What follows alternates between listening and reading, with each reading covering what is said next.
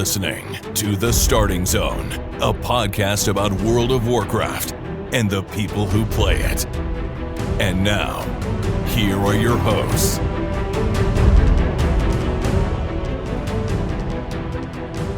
Well, hello and welcome to The Starting Zone, the podcast about World of Warcraft, the people who play it. Today is January 2nd, 2023, and my name is Spencer Downey. Thank you so much for listening and subscribing to the podcast. I'm joined today, as always, by my co-host Jason Lucas. Jason, Happy New Year. Happy New Year. Nailed the date read there. That can always be tricky, the first show of the year. But yeah, Here we are. The long winter's nap has nearly ended, and we are into the new year. Really slow week of WoW news, but we got a lot of stuff to talk about. However, we do there, we got a new LFR wing coming out in game this week, and obviously the Blizzard office has been wound down for the end of the year, so this is a good week to kind of dig into some boss strategies and catch up on some stuff, because as we know, the roadmap for 2023, there's a lot of stuff coming. We got a PTR, we'll probably get new PTR builds this week and stuff, so it's going to start spinning back up. So we got a minute here to just reflect a little bit and dive into, some stuff with playing the game before we get back into the sort of maelstrom of news and stuff that's going to be breaking as everybody gets back to the office. Yeah, and well, not everyone was on vacation over this past week. There are a lot of people working inside industries, including a lot of listeners to the show, that we all very much appreciate. All you folks out there who've been working away and making sure our packages arrive, and our people are able to shop the way they want to shop, and people are able to get food delivered to their houses or eat at restaurants, whatnot. It's absolutely, all you folks are fantastic, amazing, delivering goods far to faraway lands across the country by large vehicle. Yeah. You guys are all making amazing. Spirits bright. Yeah, that's right. Of course. Yeah, we appreciate it. I mean, my job is open. We close about 5 days of the year, but I always take vacation to hang out with the kids, hang out with the family, and do that stuff, and just kind of wind down.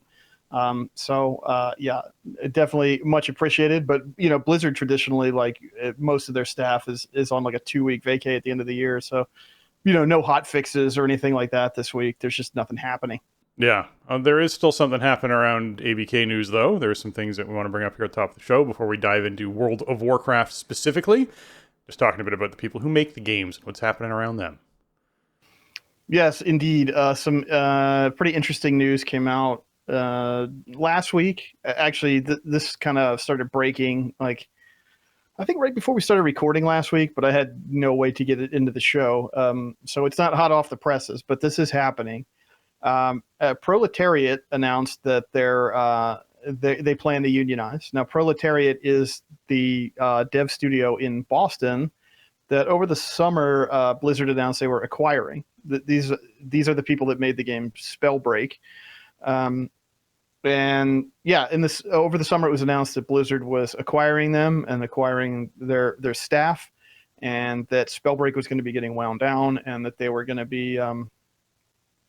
be assigning the Proletariat staff to work on World of Warcraft. So they announced plans to unionize last week. So this is that's pretty exciting. One thing that's pretty interesting here, I think, that now we've seen unionization efforts at a couple other Activision Blizzard studios in the last year or so. Raven QA, right? And also, Blizzard Albany, which used to be Vicarious Visions, their QA. The Proletariat staff is a group of 57 workers. So this is a much bigger unit of employees than the other studios that we've seen so far. And this includes animators, designers, engineers, producers, and QA workers. So this is a broad spectrum of employees at the studio that are seeking to unionize. Whereas up to now, we've mostly seen this come out of QA. I think QA does probably tend to have kind of the most thankless and jobs in a lot of ways, and a lot of is expected in terms of the amount of time the QA puts in and everything. And also it's usually pretty low on the pay scale. So I think that's why you sort of have seen these efforts start with QA and kind of spread across other parts of the industry. But in this case, I mean, this is I don't know how big the studio is. That wasn't included in the press release that that they sent around through CWA, Communication Workers of America. But 57 employees is a lot. That's a lot more than we've seen at these other Activision Blizzard studios. And again, it includes many different disciplines and not just QA, which is awesome to see. They've asked for voluntary recognition. They haven't filed for an election yet to hold their vote, but they asked management for voluntary recognition, and they asked to have their right to organize respected. We'll see what happens. I mean, I feel like maybe I'm not going to give Activision Blizzard the benefit of the doubt. A company with level-headed management would go, okay, we're attempting to seal this huge acquisition deal. There are concerns about our environment and the way we treat our employees. We are going to extend some goodwill by, not interfering with this studio's unionization plans. That would make sense. Also, we've been recently defeated in court multiple times, trying to block smaller groups of more specialized employees than this from unionizing, and those efforts failed. So we're going to save ourselves the money of trying to, file to prevent this from happening. We're just going to save ourselves the time and money, and we'll let them have their union. That's what a company that was, managed by level-headed people would probably do. I don't feel like Activision Blizzard management is on that level. I feel like these are vindictive people, and that they will make this as painful for these workers as possible. And I say that because we have seen this repeatedly. We saw this at Raven QA. We saw this at Blizzard Albany QA. So I imagine that Activision Blizzard is going to try to prevent this from happening, and that their case will not hold up in court, and that a couple months from now, Proletariat will have their union, because that's kind of the process that we've seen over the last year or so, which is unfortunate. It's a bummer. I wish it wasn't like that. I wish management would just step out of the way and let them unionize.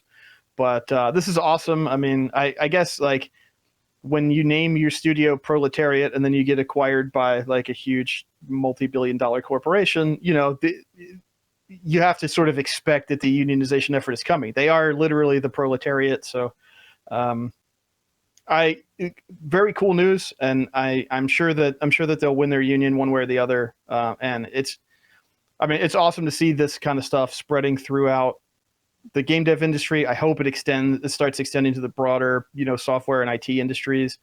And it's also really cool to see this as a multidisciplinary effort, not just QA workers. So very, very cool news last week.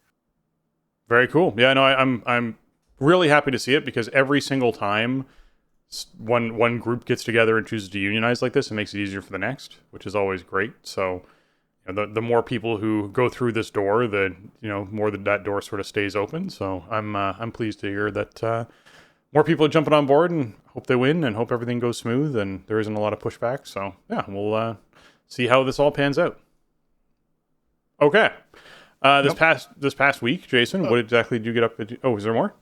Well, there's one other thing I wanted to mention, because this show will be going out before we have this news, but there is a court date set for tomorrow, January 3rd, for the pretrial hearing for the Federal Trade Commission's case against the Microsoft acquisition of Activision Blizzard. So I'm sure there will be a lot of news about this case this week. We are not in a position to report on it yet, because as we record this, the pretrial hearing is in the future. So we'll see what happens. But it's a very contentious case, obviously, and I don't think at this point, I have no idea how it's going to go. I feel like when you look at the numbers that, the FTC doesn't have a strong case that Microsoft acquiring Activision Blizzard is hugely anti-competitive across the industry. Right. But also it is a big money deal, and this is the kind of thing that, 8 years ago or 6 years ago or maybe even 3 or 4 years ago would have gone through without anybody batting an eye. But the current the current FTC and the current regulatory agencies have been willing to flex their muscles a bit more and maybe trying to make up for lost time in a way. So this may be wrong time, wrong place. We'll see what happens. I mean, Activision Blizzard is a relatively small slice of the overall industry, even though it's an eye-popping amount of money for the deal. And Microsoft is a small part of the console market, even though they have, a lot of holdings. It's still a market that's dominated by Sony in terms of, head-to-head competition. And Nintendo is basically an industry unto itself. I mean, you might not compare the libraries or the hardware one-to-one, but Nintendo ships a lot of units. They sell a lot of Switches and a lot of Nintendo games. And I don't know. I feel like the government's case is sort of in a world where, Nintendo doesn't even exist. And, this gives Microsoft some kind of huge leg up on Sony competitively, which, I guess ultimately that'll be up for the court to decide. So right now we're looking ahead, but there'll be a lot of news about this case this week. Yeah. There's going to be a lot of people reporting on it, but obviously we don't know how long the resolution is going to take to get to it. So that's going to be the big thing, is what actually ends up happening in the end. That's where we'll have to really pick up the news on it. So we'll see what happens with that. But yes, jumping back to World of Warcraft. This past week, Jason, I'm sure you got into some raiding action. What did you hop into? Oh, yeah. So third week of raid, right? And another shortened week because I didn't want to schedule anything for New Year's Day. Yeah.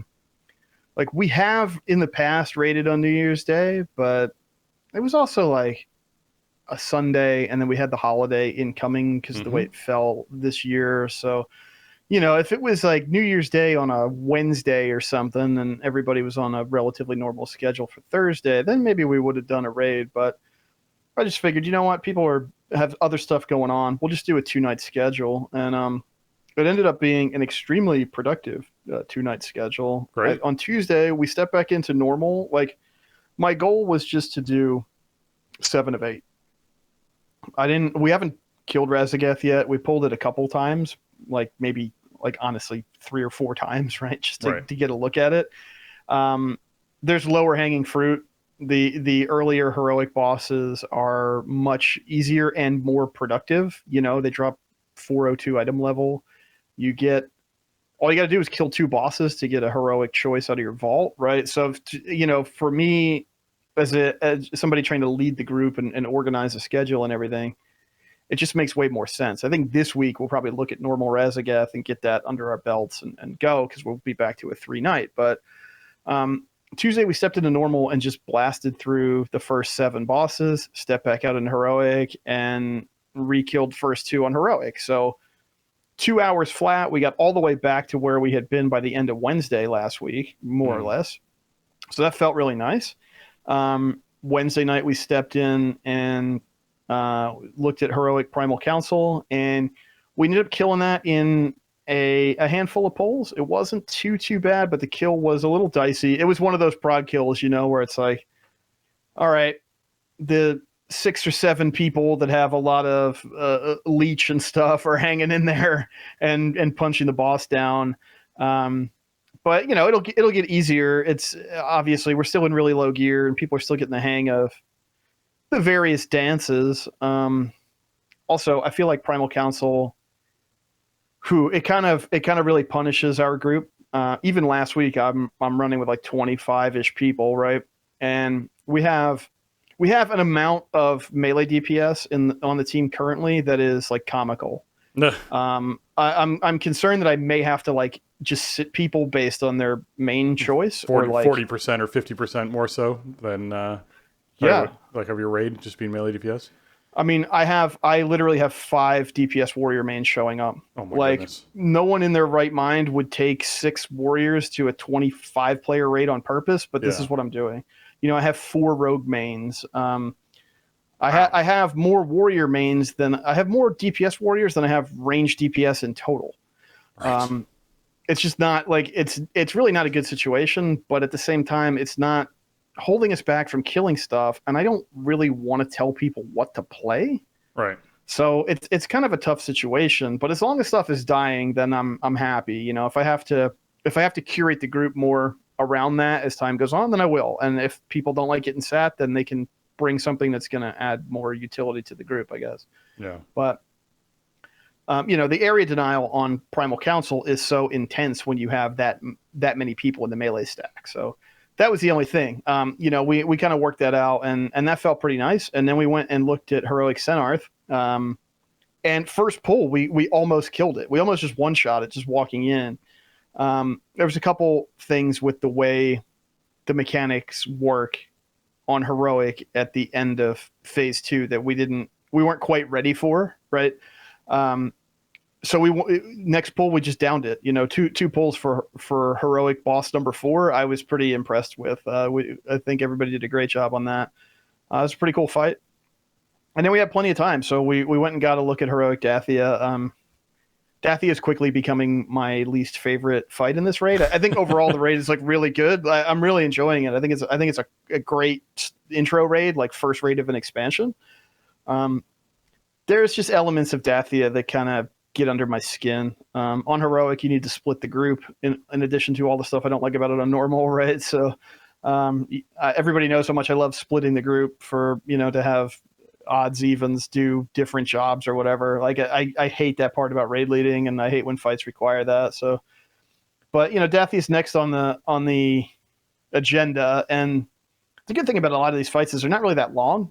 So as we power up, like stuff will die a bit faster, and we just got to get the hang of the Dathia dance. But raid prog's looking really good. I mean, I think I would say we're ahead of schedule of where I would really want to be. I mean, 4 of 8 Heroic after 3 weeks is really good for us by any standard. So feeling good about that. And it was a great week for keys. Pretty easy fort combo, as we kind of discussed. And, I was on vacay, and a bunch of the guys from my dungeon squad were on vacay. So between Tuesday afternoon and Thursday evening, I did about 17 keystone dungeons. We're just like doing them over and over again. Man. People were around, and it's like, let's do it, so that was awesome. I had a great time doing those, and I'm up over 1900 rating, so I'm starting to get within striking distance of KSM. There's a couple fort keys I didn't get a chance to push up too high, so I might have to wait another rotation there. But the crazy thing is, like, I was surprised at how little loot I pulled out of this. Like, I got maybe one piece that is going to be something I hang on to, which feels kind of bad for that amount of dungeons. But, we're doing like 14s, 15s, 16s, and they feel good. I mean, not hitting every timer, but we're still learning stuff, and we still have a long way to go with gearing. So I think dungeons are in a great spot. The pool feels pretty good. I think the Dragonflight dungeons are still tuned too hard. Like they just feel significantly harder than some of the older expansion dungeons. Run into people not wanting to queue for those because of it. Yeah. Yeah. So I expect them to get touched up once everybody's back in the office.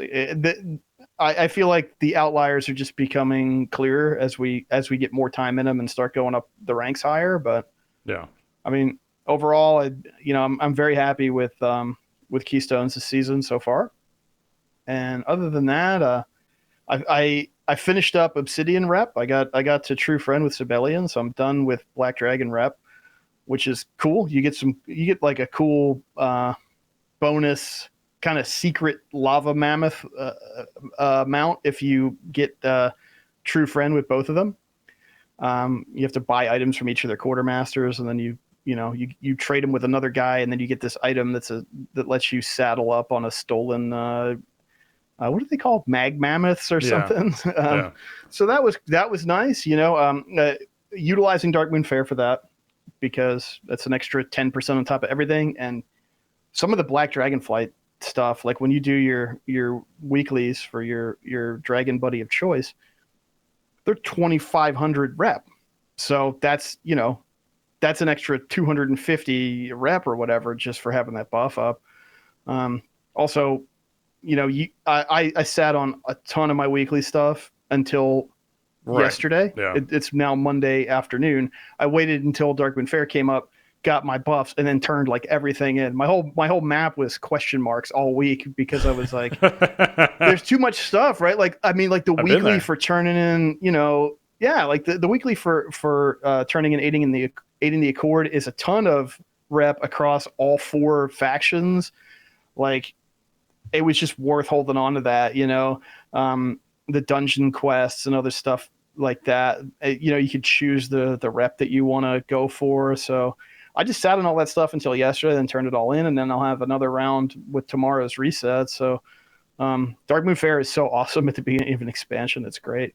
And then I've been messing around with the monk a little bit, but man, his gear is still too low to even like queue for heroic dungeons. I have a couple pieces from Shadowlands still that I haven't been able to find as like World Quest rewards. Without the, you get 2 rounds of World Quest a week, and they have like maybe 3 or 4 pieces of gear across them, and a lot of times it's just like int trinkets I seem to find on my Brewmaster monk. So I don't know. I have no real goals with that tune. It's just kind of a change of pace right now. So it's not like, obviously I don't have any goals because I haven't accomplished anything with him, right? Like I kind of like log in, I do some weekly stuff and I log out, but it is, there's kind of a weird gap there. Like if you're in the 330s, there's not a lot that the game is going to offer you to get you into the 340s, 350s, where you could start doing heroic dungeons.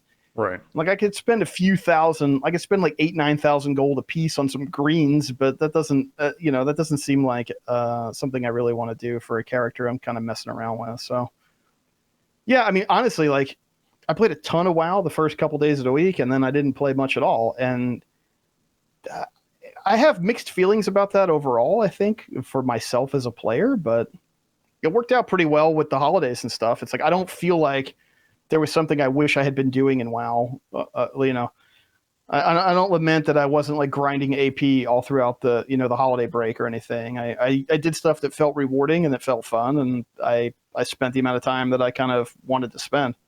Yeah, I mean, I get the feeling of doing. Man, I'm not doing this expansion, but I just remember very much Shadowlands, beginning of which, where you sort of log in, you pound out what you need to pound out, and then the next day when you log in, you're like, I guess I have like a 20-minute loop, and then I'm done, and there's not really anything else to do today. And I know that feeling, and I know that in the first probably 6 weeks of the expansion, it actually started to feel really good because it was like I have all this extra time to do all these other things I want to do. It's what happens when you're 2 months into the expansion or 3 months into the expansion, and you're like, okay, I want something more to do. Like I need there to be a larger daily loop. And so we're still in that excited phase. Like I enjoy going on Twitter and seeing everyone just absolutely loving Dragonflight and loving the expansion and being pumped up about it and being excited about things and really, enjoying it, talking about how good the expansion is.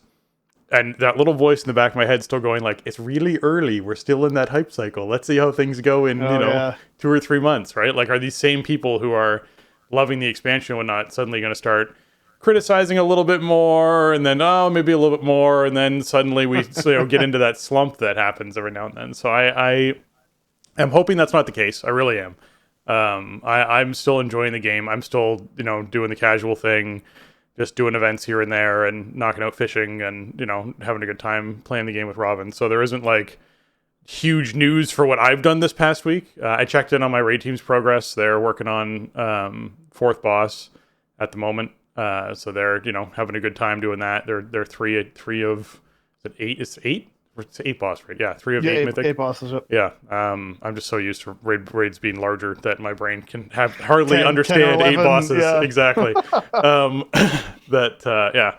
So they're 3 of 8 and having a good time doing that. So I'm glad to see them kicking butt. Myself, nice. That's awesome. I need boss a week. That's nothing wrong with that. Yeah. Myself, I need to start gearing my tune actually more actively than I have been at some point. So that'll actually put me in a position where I don't feel like I'm miles behind everybody else. But I don't know, I've just been enjoying the casual thing. So I I need to like balance the little, that same little voice in the back of my head that's like, hey, you should be incredibly well geared so that you can do whatever content you want, mixed with, you don't have to be that well geared. You could just chill and do your own thing. It's fine. This is your off tier. Yeah. You're good. Yeah. Yeah, I mean, I think the outdoor world is also not really like mega dangerous. There's nothing even remotely equivalent to like the Maw, right? Exactly. So even in just outdoor gear, you can feel pretty strong, which is cool. A good thing for you too. I mean, I want to just expand a little bit on what you're saying about, the honeymoon period, which we definitely are in, but also for some people it's definitely ending. And I think those people tend to be the ones that don't have set groups to play with and to play without social stakes. And because you know what, queuing and putting together pugs tends to be miserable. And it's especially miserable early in expansions when people don't know what they're doing, but certain metas emerge and you either have to get on board with them or you get left behind, and it's very frustrating. And I don't think that's anything specific to Dragonflight. I think it's just the way the game is. And I don't even know, like, I think the only thing Blizzard could really do to relieve that would be to put in better social systems, especially, I've been asking for a guild revamp for many years now, but I'm hoping that this sort of like, it's nice that I only have to do this stuff on like a weekly basis, but now do I want to log in at all? Like, I'm hoping that the gaps get filled in there with the interstitial patches we're getting, like the .5 that's coming up and the .7 that we're going to get before 10.2, where it's like, okay, you have sort of that, every 2-3 months you have at least something new to check out, maybe something to go do on a different character or something. I think that could be, that could be a really nice addition if it turns out that way. Yeah. The other thing is, like, with somebody in your position, what's awesome about this expansion compared to Shadowlands is that Mythic Plus rating and Valor is in the game right away from the beginning. Yeah. Right? So when you decide, like, okay, I need to start getting geared up, you can start doing dungeons. You can get all the way up to seasonal Valor cap, right? And then you have all of that Valor to spend to power up key drops or whatever. So that's an option that, like, at the outset of Shadowlands we just didn't have, right? If you were behind on gear or whatever, like, well, too bad. And then the Valor system came in that midway patch in 10.0.5, I think it was, or 9.0.5, I mean to say. And yeah, like, it was like, oh good, I'm glad we finally have this, but it was so disruptive and it wasn't any kind of catch up or anything. So at least in this case, if you're kind of taking it slower, the Mythic Dungeon stuff is there for you. Yeah, I guess I'll get to do a first-hand report at some point of what it feels like to try and catch up quickly in this expansion. Yeah. see what all that feels like for people. Just spend your first week out there grinding the elemental storms, I guess, to get your 385s. Yeah. Work your way up. Yeah. All right. With that, let's hop into what's going on this week in World of Warcraft.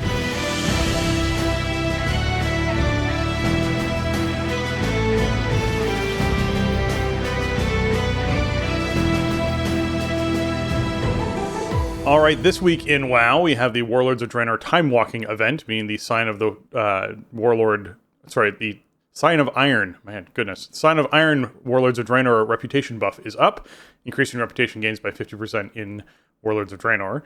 And obviously there's Time Walking dungeons that go along with this, with Auchindoun, Bloodmaw Slag Mines, Everbloom, Grimrail Depot, Shadowmoon Burial Grounds, and Sky Reach. And there's, of course, the quest to complete 5 of these to get a normal Vault of the Incarnate's gear item randomly from any boss. As you complete 5, you pick up this quest inside the hub city. You can get all that taken care of. And these bosses, obviously, these dungeons drop gear, and they drop gear based off of your current level. Not your current eye level, your current level. And we don't know what these are going to be yet this week. My best guess, and this is just like based off of previous kind of, time walking stuff, it's always kind of lower than we want. I'm guessing it's going to be like 373. That's going to be my guess. It's going to sit around that level, if not maybe even, slightly lower. Like, it's possible. I think you're coming in high. I think you're coming I think it's in gonna be real lower. high on that, actually. Yeah, I think it might be lower than what heroic dungeons drop, because that's pretty much where it was in Shadowlands, I think. Like, it was 158 or something like that in Shadowlands. It was like brutally it was low. Just really not. It was never a gearing path ever in any way in Shadowlands. I'm hoping it's like 373, so it's actually like semi-viable for people who are wanting to get going, right? Like, that'd be great. I mean, I would even be happy with parity with heroic dungeons. I feel like, I mean, first of all, almost all of us have to do this week if you're playing endgame, right? This is a very simple way to get a potentially very powerful piece of gear. I mean, there could be a Manic Grief Torch in this box, right? Like, there could be something you really want out of here, and all you got to do is do 5 time walking dungeons. I'll be doing it on the warrior as soon as I can, and if I can't queue on the monk because the monk's item level is still too low for this at max level, then I'll be doing what I got to do to gear up the monk to get in here because it's too valuable this early in the season, this early in the expansion. The good news is I like Warlord's Dungeons, and I think these are mostly pretty good. Like, there's not really anything on here that I really cringe at seeing, I guess. I mean, I've sort of made my peace with Grimrail Depot after Shadowlands Season 4. Right. Like, Auchindoun has some stuff that's scripted, and it's like, it just feels bad to stand there and watch RP. Like, it's a cool dungeon, and it's not like it's very difficult, but it just doesn't, like, it doesn't feel like it flows because of that. Shadow Moon Burial Grounds is obviously very familiar to Keystone runners right now, as it's in the pool, and it's like one of the easier dungeons to do there, so that's nice. Slag Mines is a really cool dungeon.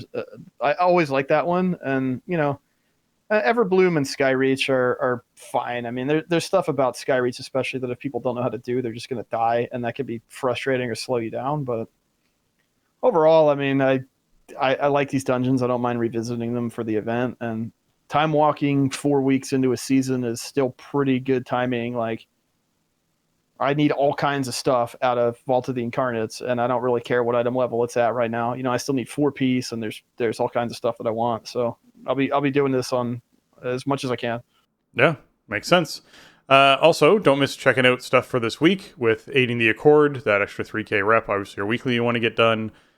Jason already talked about taking advantage of Darkmoon Fair while you're doing it, so just be sure that you're getting your Darkmoon Fair buff while you turn things in.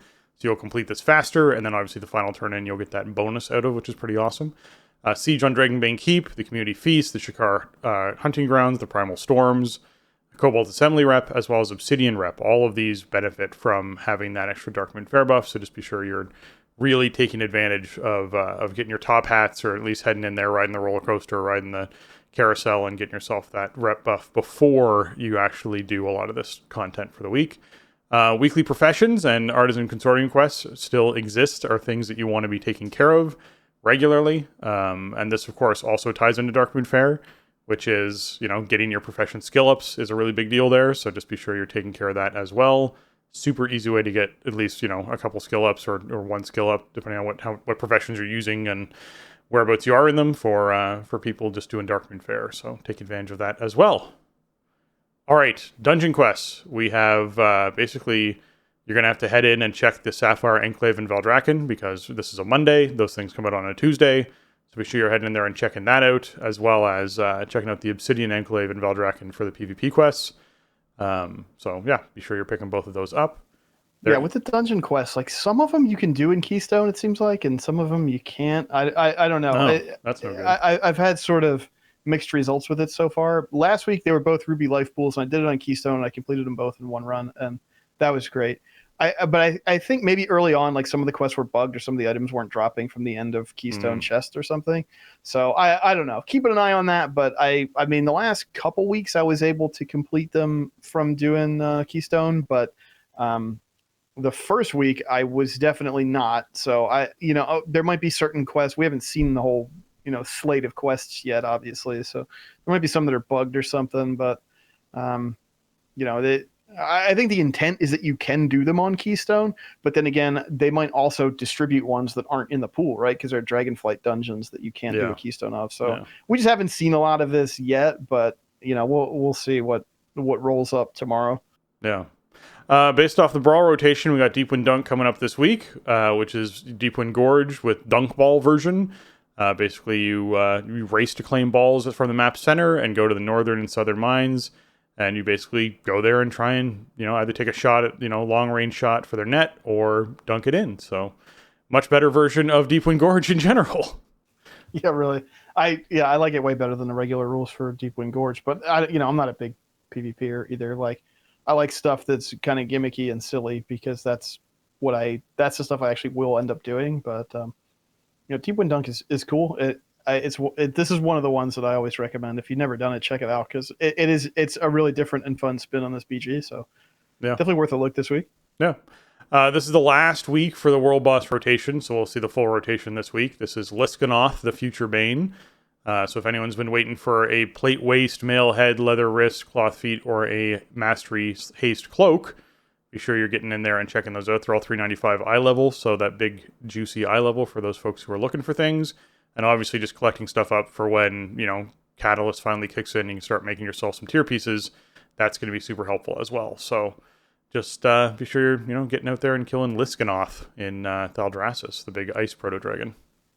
Mm-hmm. Yeah, I mean, we haven't seen this yet, obviously, but it seems like it's got your typical slate of ice-type powers, storms on the ground and stuff to not stand in, and, a cold breath attack, make sure you face it away from the group and everything.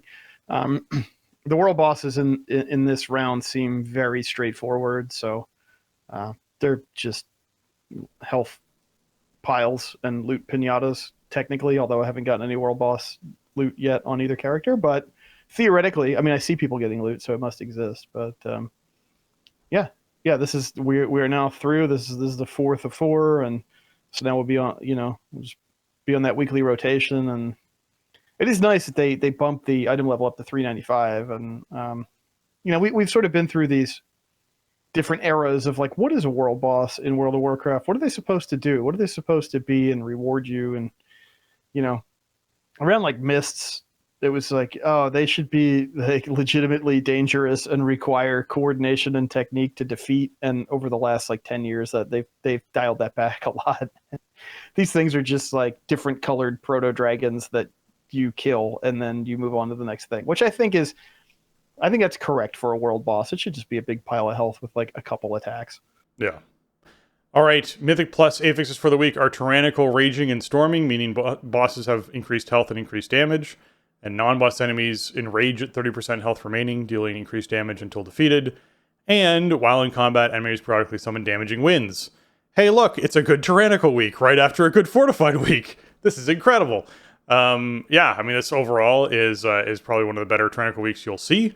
Raging being something that obviously is an affix for non-bosses, so it means that while you're sort of working your way through the dungeon, the trash itself is going to hit harder when it drops below 30% health, but typically that's when you're entering execute range, and a lot of classes just kill things really quickly, so as long as people are paying attention to raging, it can also be dispelled. It's an enrage effect, so you can actually dispel it off of those much larger mobs. Any of those mini-bosses you come across that enrage, you can just, as soon as they drop below 30% health, get your soothes out, whatever it is, to remove those enrages off of those larger mobs. But the little ones are just going to fall over anyways, because you're already AoEing and clapping them down real quick.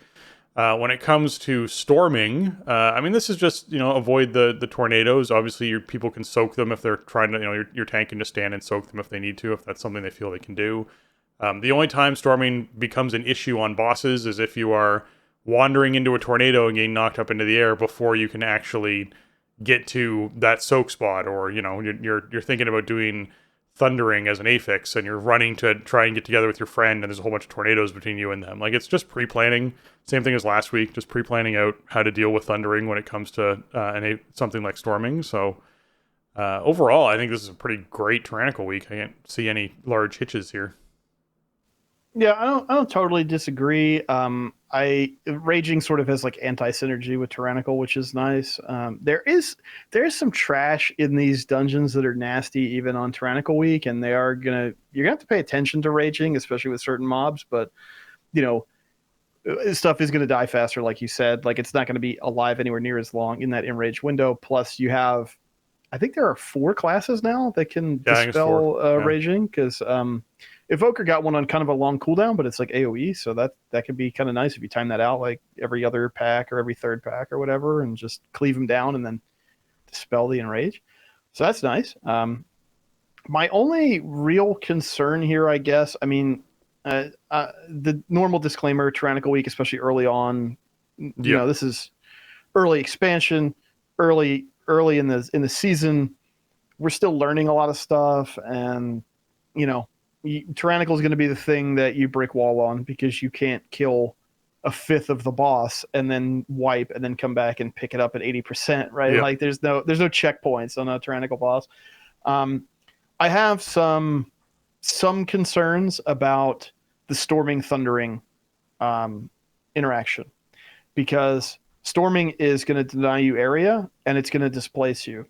And first week of the season was quaking, thundering, and thundering was, it felt horrible. It was like, how do we deal with this? Because it seemed like every time you wanted to go clear thundering, you had to deal with a quake, and then you're playing this game of waiting for, quaking to expire, or like, what are you doing?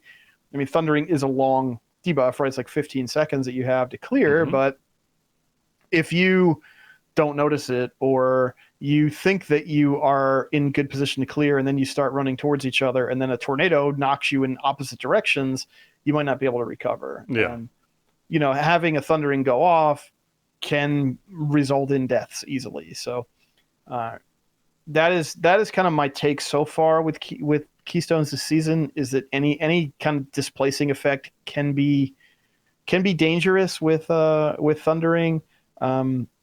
We saw it to some degree last week with Volcanic, but it wasn't too. Volcanic is more avoidable than storming, because the Volcanic doesn't move, right? Like, when it comes out, you can see where it's going to be, and then that's where it is, and then everybody's like kind of avoiding that. If you guess wrong with when a thundering is coming out, or like you kind of misjudge how it's rotating or how fast it's going, then you're going to get bounced. So overall, though, I mean, I do think this looks like a good tyrannical combo to me. Like, I'm not, but in my case, I'm still kind of learning.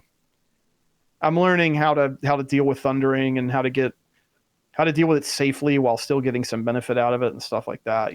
That's kind of part of the whole mini game of Mythic Plus right now, right? Like, we have a weak aura that, it'll spam the charm that matches your color debuff, and has like a timer on it. You like kind of count down, and it starts making noise when your timer starts getting low. So that helps a lot, because you can use the debuff. You do 30% extra damage and healing. So if you can clear it in the last like 5 seconds or whatever, then that's pretty good. That's a nice long span there of 30% extra damage. But the downside for not clearing is very heavy. So a lot of times it's like, if this is a potentially complicated part of a fight or whatever, I'm just going to try to clear right away, because I don't have any margin for error here. I just got to get this off of my head so that I can focus on not dying, right? Yeah. And sometimes it's like, okay, this thing's almost dead. Thundering just popped up. Let's kill it, and then we'll clear. So I'm starting to kind of appreciate the intricacies to thundering, but yeah, I whenever there's displacement, it's like, just get this off of me so we can keep playing. Yeah. And of course, last but not least, Dark Moon Fair being the big thing that's kicking off here. That's running until the 7th, so you have this whole week to be sure you get your profession skill ups, and you're using your reputation buff well. And if you're wanting to hop down in there and play some games or do some races, there's always those available. Do some pet battles, get some more tokens, and maybe buy yourself a dirigible. All that stuff is all available, so be sure you're taking advantage of that. Now, Jason, it is 2 weeks since the last time we did an Incarnate's Wing for how to actually kill some bosses, which means it's time for a new wing. Indeed, it is. Week 2 is opening up this week with regional resets and maintenance. So that's tomorrow, Tuesday, the 3rd for NA. Yeah. So this is Caverns of Infusion, and we're going to be covering Taros. And man, we might as well start into that right now. So Primalists sought to pull Taros, an unyielding force of destruction from the elemental plane. However, their ritual was interrupted. Trapped between two worlds, this hulking terror seeks to free himself and obliterate everything in his path. I actually love the concept behind this, because it's a boss that can't move around the room, which makes it really make sense of he's trapped. They were summoning him through, and he only got partway through, and so you're fighting his torso kind of idea, which I think works really well. Right. It's cool too, because there's this cool flavor when you run up into the boss's room. It's like this big cavern, as you might expect, right? And there's these primalists like who realize that they screwed up, and they're trying to escape, and they're like trying to run out of the cavern away from this thing that they half summoned into the room, and they get like crushed by like the ceiling caving in. It's a nice touch. This is a really cool looking boss, like this huge, cool looking earth monster. It's a pretty simple fight though. Yeah. It is a with one familiar phaser. Mechanics. Very familiar mechanics. Yeah, especially if you did like I don't know, this might sound ominous, but I don't mean it to be. If you did like Halandris, that's for exactly example, it has that's exactly where my mind went. It's like this boss is a lot like Halandris. So yeah, it does have it. I feel like it takes like one of the cool parts of Halandris and remixes it into this fight in a way that's I so far like it better. Yeah. So basically, this is a one phaser and it's a race against time because you're going to start running out of room as the fight progresses. Okay.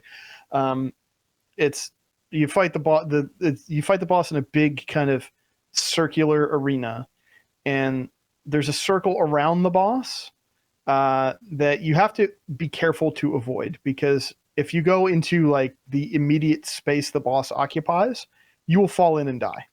So you have to stay on the flat part of the platform. There's like a ring of little rocks popping up around where the boss is like summoned through the platform.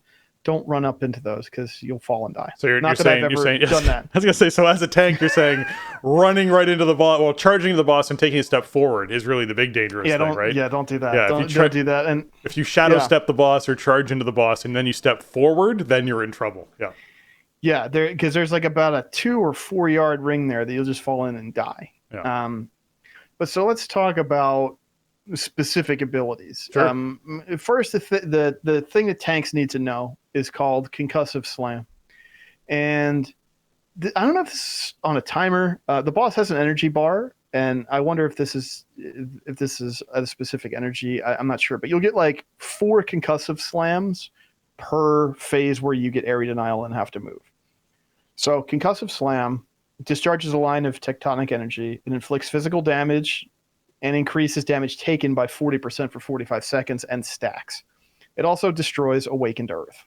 So we'll talk about what that means in a second, but what you got to know here is he's going to target its current tank with a laser beam looking thing. It's the same thing, same graphic as Halandris targeted tanks to actually hit the... So on Mythic difficulty on Halandris, you used a beam to break shields that were on the little like orb things that moved towards him, that if they reached him, he did resonate and just like wrecked everybody. It's the same like straight line guided laser beam that you had on Halandris. Yep. Yeah. It's a pretty narrow beam, and it will track you. So you can like shift around as it's targeting. It's like a 2-second cast or something. So you have a bit there to reposition. You just want to make sure that nobody but you is in it. And you want to swap every time on this. On normal, on lower difficulties, you might be able to get away with it if you have a button handy, but this hurts and it makes the next one hurt a lot worse. So this is the design intent is that you swap every time. Now, what the raid needs to know about is everything happens in kind of a pattern here. Concussive slam is not going to be the first thing that you're going to notice. The first thing that you're going to notice is going to be rock blast, which has actually 2 different effects. You'll see a huge circle around one player, and then you'll see little 2-yard circles around several players. One of these things is a rock blast needs to be soaked by the group. Awakened Earth is the little circles. Those players need to go away from the group, and they're going to drop the pillars, the Awakened Earth pillars that were kind of mentioned in the concussive slam ability. Yeah. So before we dive into that, just first and foremost, rock blast. Everyone groups in, soaks inside the big circle. You take the initial hit of damage. Everyone spreads out of the little circle that remains. Think missiles on Halandris, where it explodes twice, right? It hits you once guaranteed. It hits that first player who's targeted once guaranteed. And in this case, people soak that, and then you want to get out before the aftershock happens. It's going to explode underneath the ground. So just yeah. There's a 12-yard circle on that one player, and everybody's in for the first hit. Everybody's out for the second hit in the 12-yard. In the 2-yard, you want to direct traffic, because you want the Awakened Earth pillars to be clumped up to some degree, right? So you want to have a plan of like, where are players going to go and how do they know, that they're supposed to go there? These are, again, it's a 2-yard circle. They are not that big. I find that it's very important to have people space them out laterally and make like two lines, like people are lining up at like a bank or something, right? Like you want to queue them up going from the boss out to the back edge of the room. Yeah. And you want to space them out a little bit laterally so that you don't accidentally clip both lines with one concussive slam. It's a little tricky to kind of get the hang of initially because you don't have a lot of time to react, but that's like the basic idea. What we do is we have the Awakened Earth people go off counterclockwise, and then as the fight goes on, we just keep rotating clockwise around the boss. Seems to work okay. Now, once these pillars are up, they do damage. They do like ticking damage until they're destroyed. So you have to destroy them.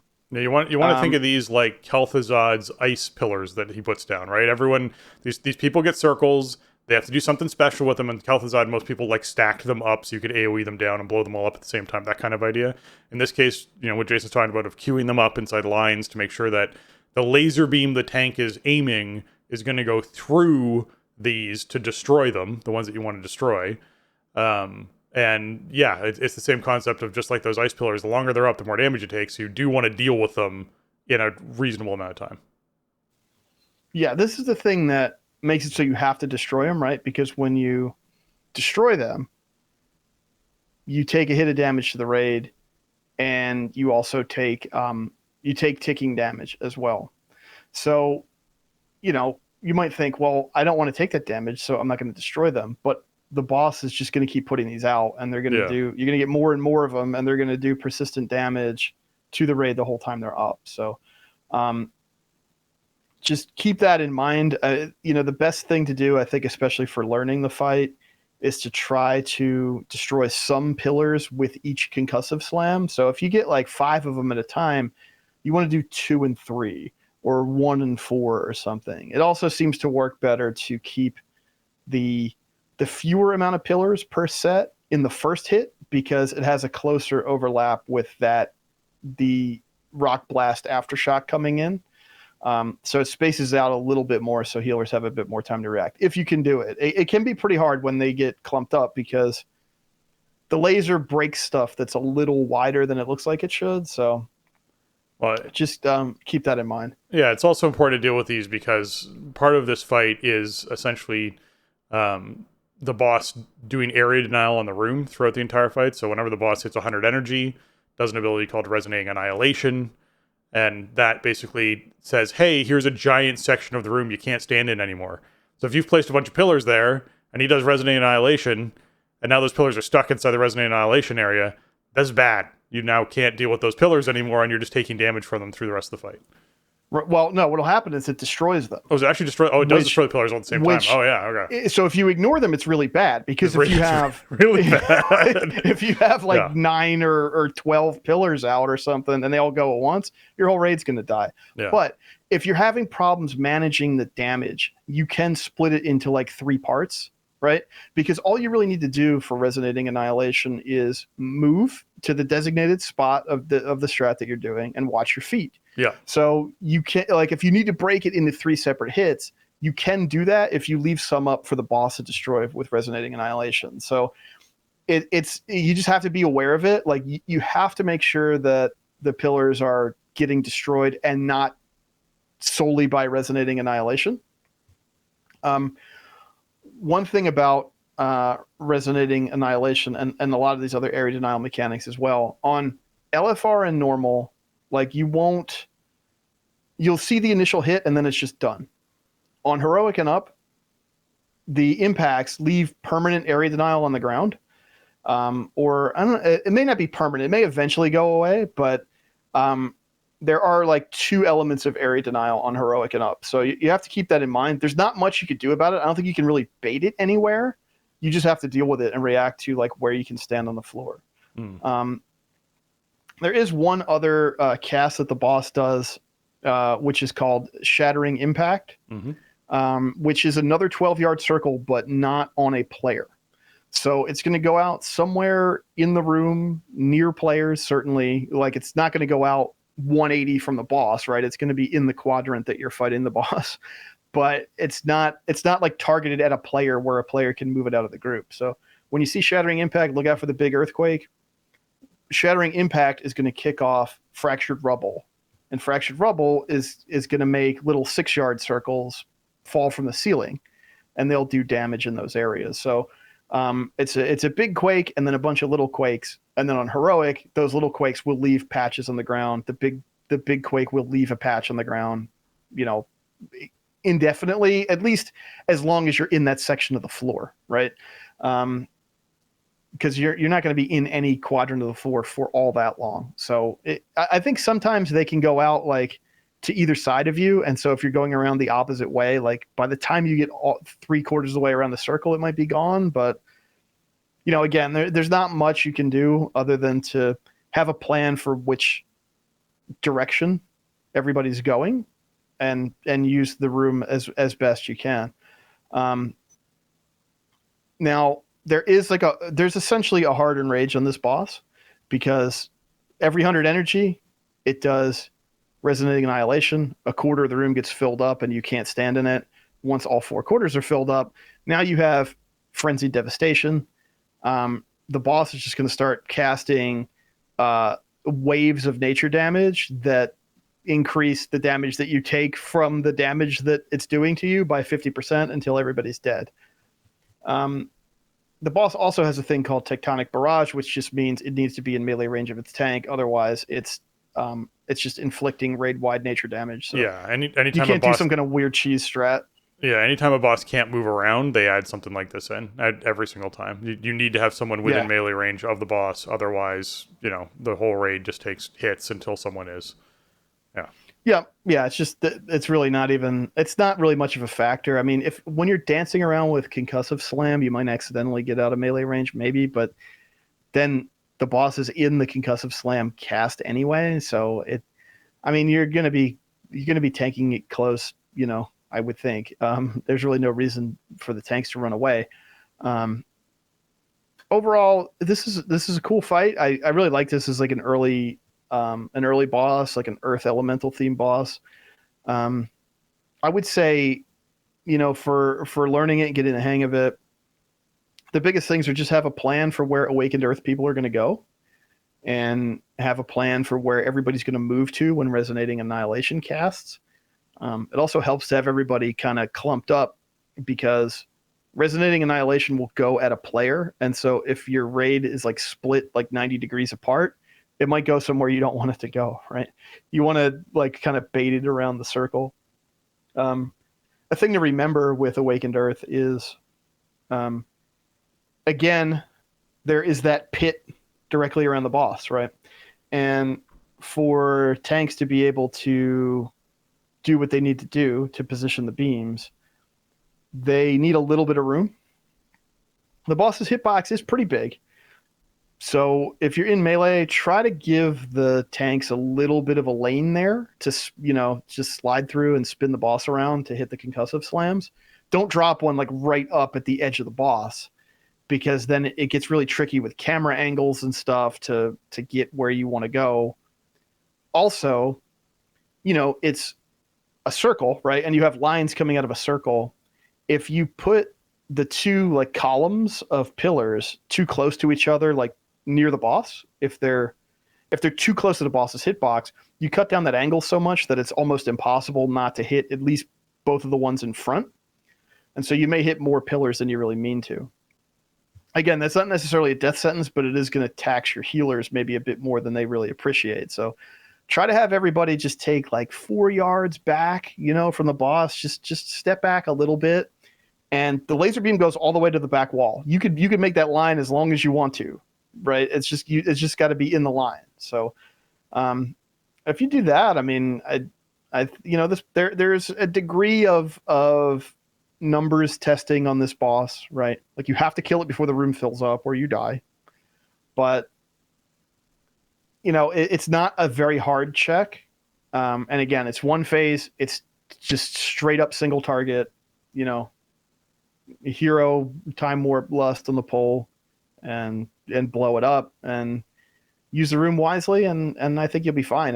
This is like perfect for, an early raid boss. It feels pretty fun. The room is like, it's kind of interactive. It's cool. It's cool watching the terrain like transform, and then you're like deforming it with the boss's abilities. And yeah, it doesn't really ask a lot of you. So I think this is a great early boss. This is the kind of stuff I want to see. Yeah, I think overall it just looks like a really fun boss. So that's one that I'm looking forward to hopping into and knocking out. All right, moving on. We're gonna move on to Sennarth, I guess is what you say with this, the cold breath. What would Raid be without some sort of crazy spider boss, right? Sennarth, Kurog Grimtotem's most vicious creature, is a massive arachnid infused with the unforgiving cold. Her singular purpose is to guard her brood of thousands, awaiting the day they'll hatch and enshroud Azeroth in a web of winter. It's not just a spider boss; it's a frost spider boss. Yeah, man, this is one of those rooms where, well, one of those bosses and one of those rooms itself, where you're like, hey, they really designed the room around the mechanics the boss has, in a big way, and they're playing around with mechanics when it comes to friction. That's what this room's all about. Slipping and sliding around and trying to make sure you don't get yoinked in. So, Jason, why don't you start us off on Sennarth? Yeah, this is one of the cooler environment. Well, I don't mean to. That was not a pun. This is one of the more visually interesting boss arenas I think they've ever done. Yeah, because basically the gimmick here is that you are sort of chasing this giant spider boss. She's hanging from the ceiling in sort of this spiraling staircase everything is like frozen over. Mm-hmm. So you sort of follow her up the staircase as she like ascends the web, and you work your way up and around. There's a couple different landings where different ads come out, and then you get up to the top, and then you have to basically kill her at the top before she kills you, right? So yeah, it uses some physics to move you around when the floor gets icy, which is, I don't know if it's a first, but it's not something that they've done a lot of over the years. They've done before, but they've never done that I've noticed in a boss encounter.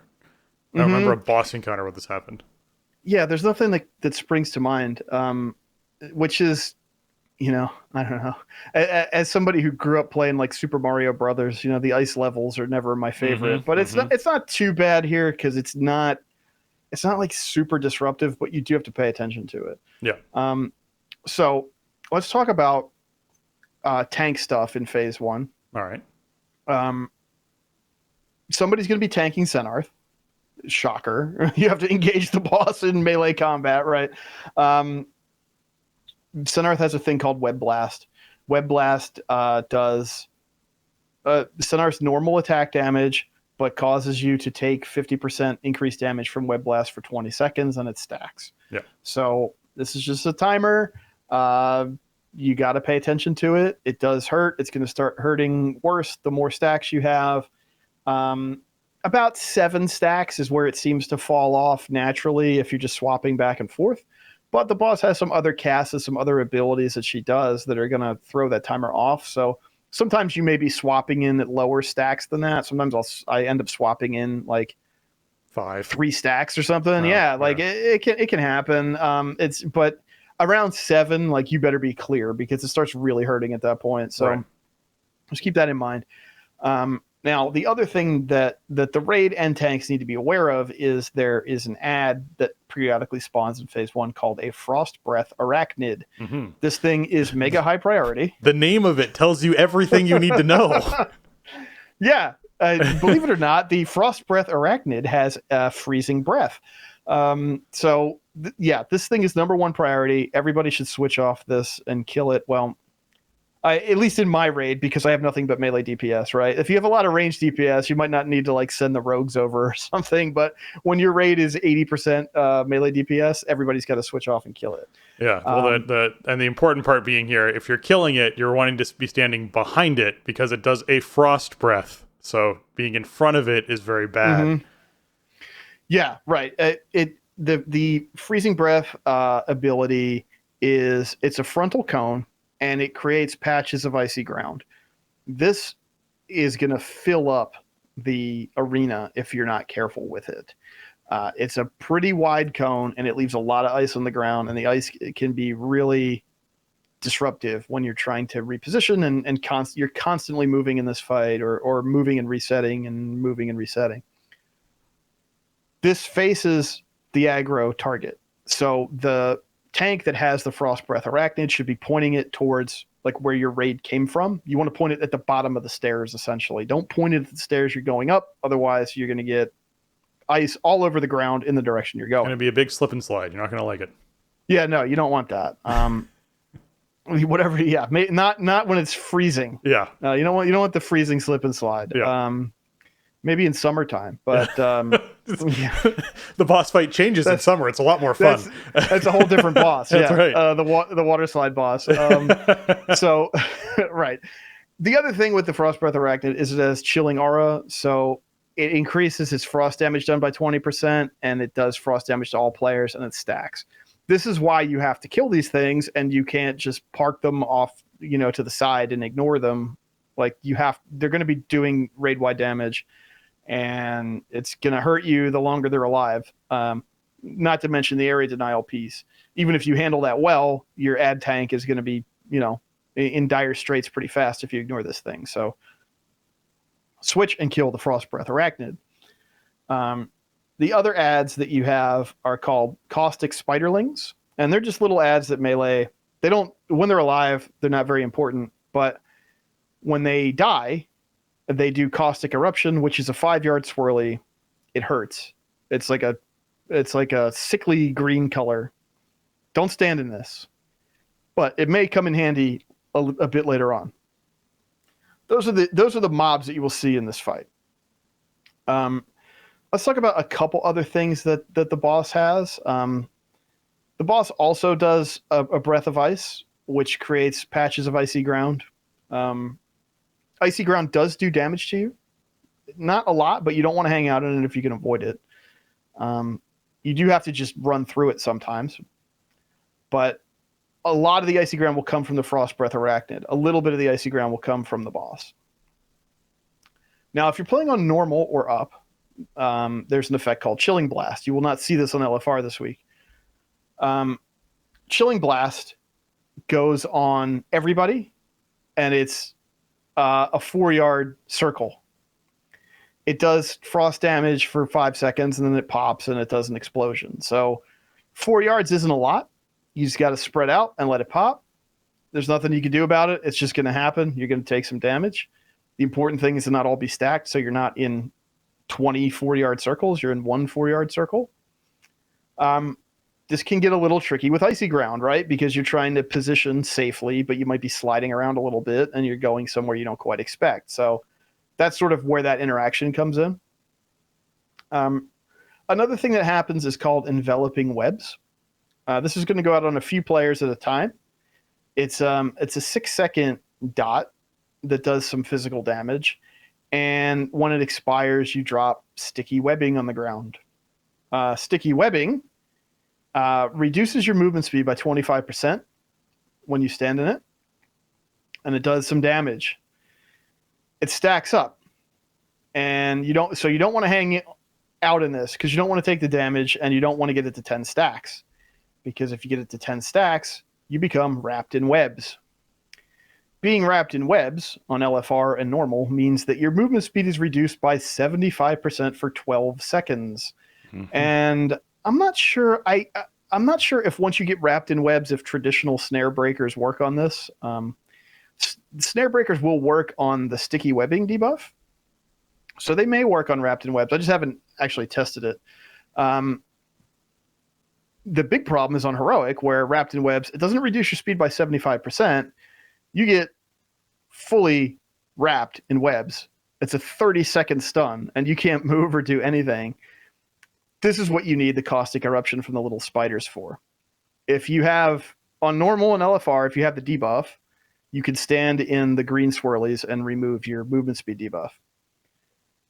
If you're on heroic, people will definitely get wrapped in webs as the fight progresses. It's not something you can avoid in phase 2.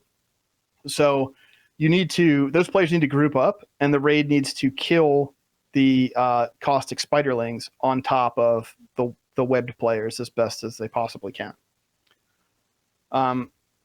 In phase one, it's not that much of a factor. You should be moving and, you know, watching where your feet are and moving safely. So you should be able to mostly avoid those effects.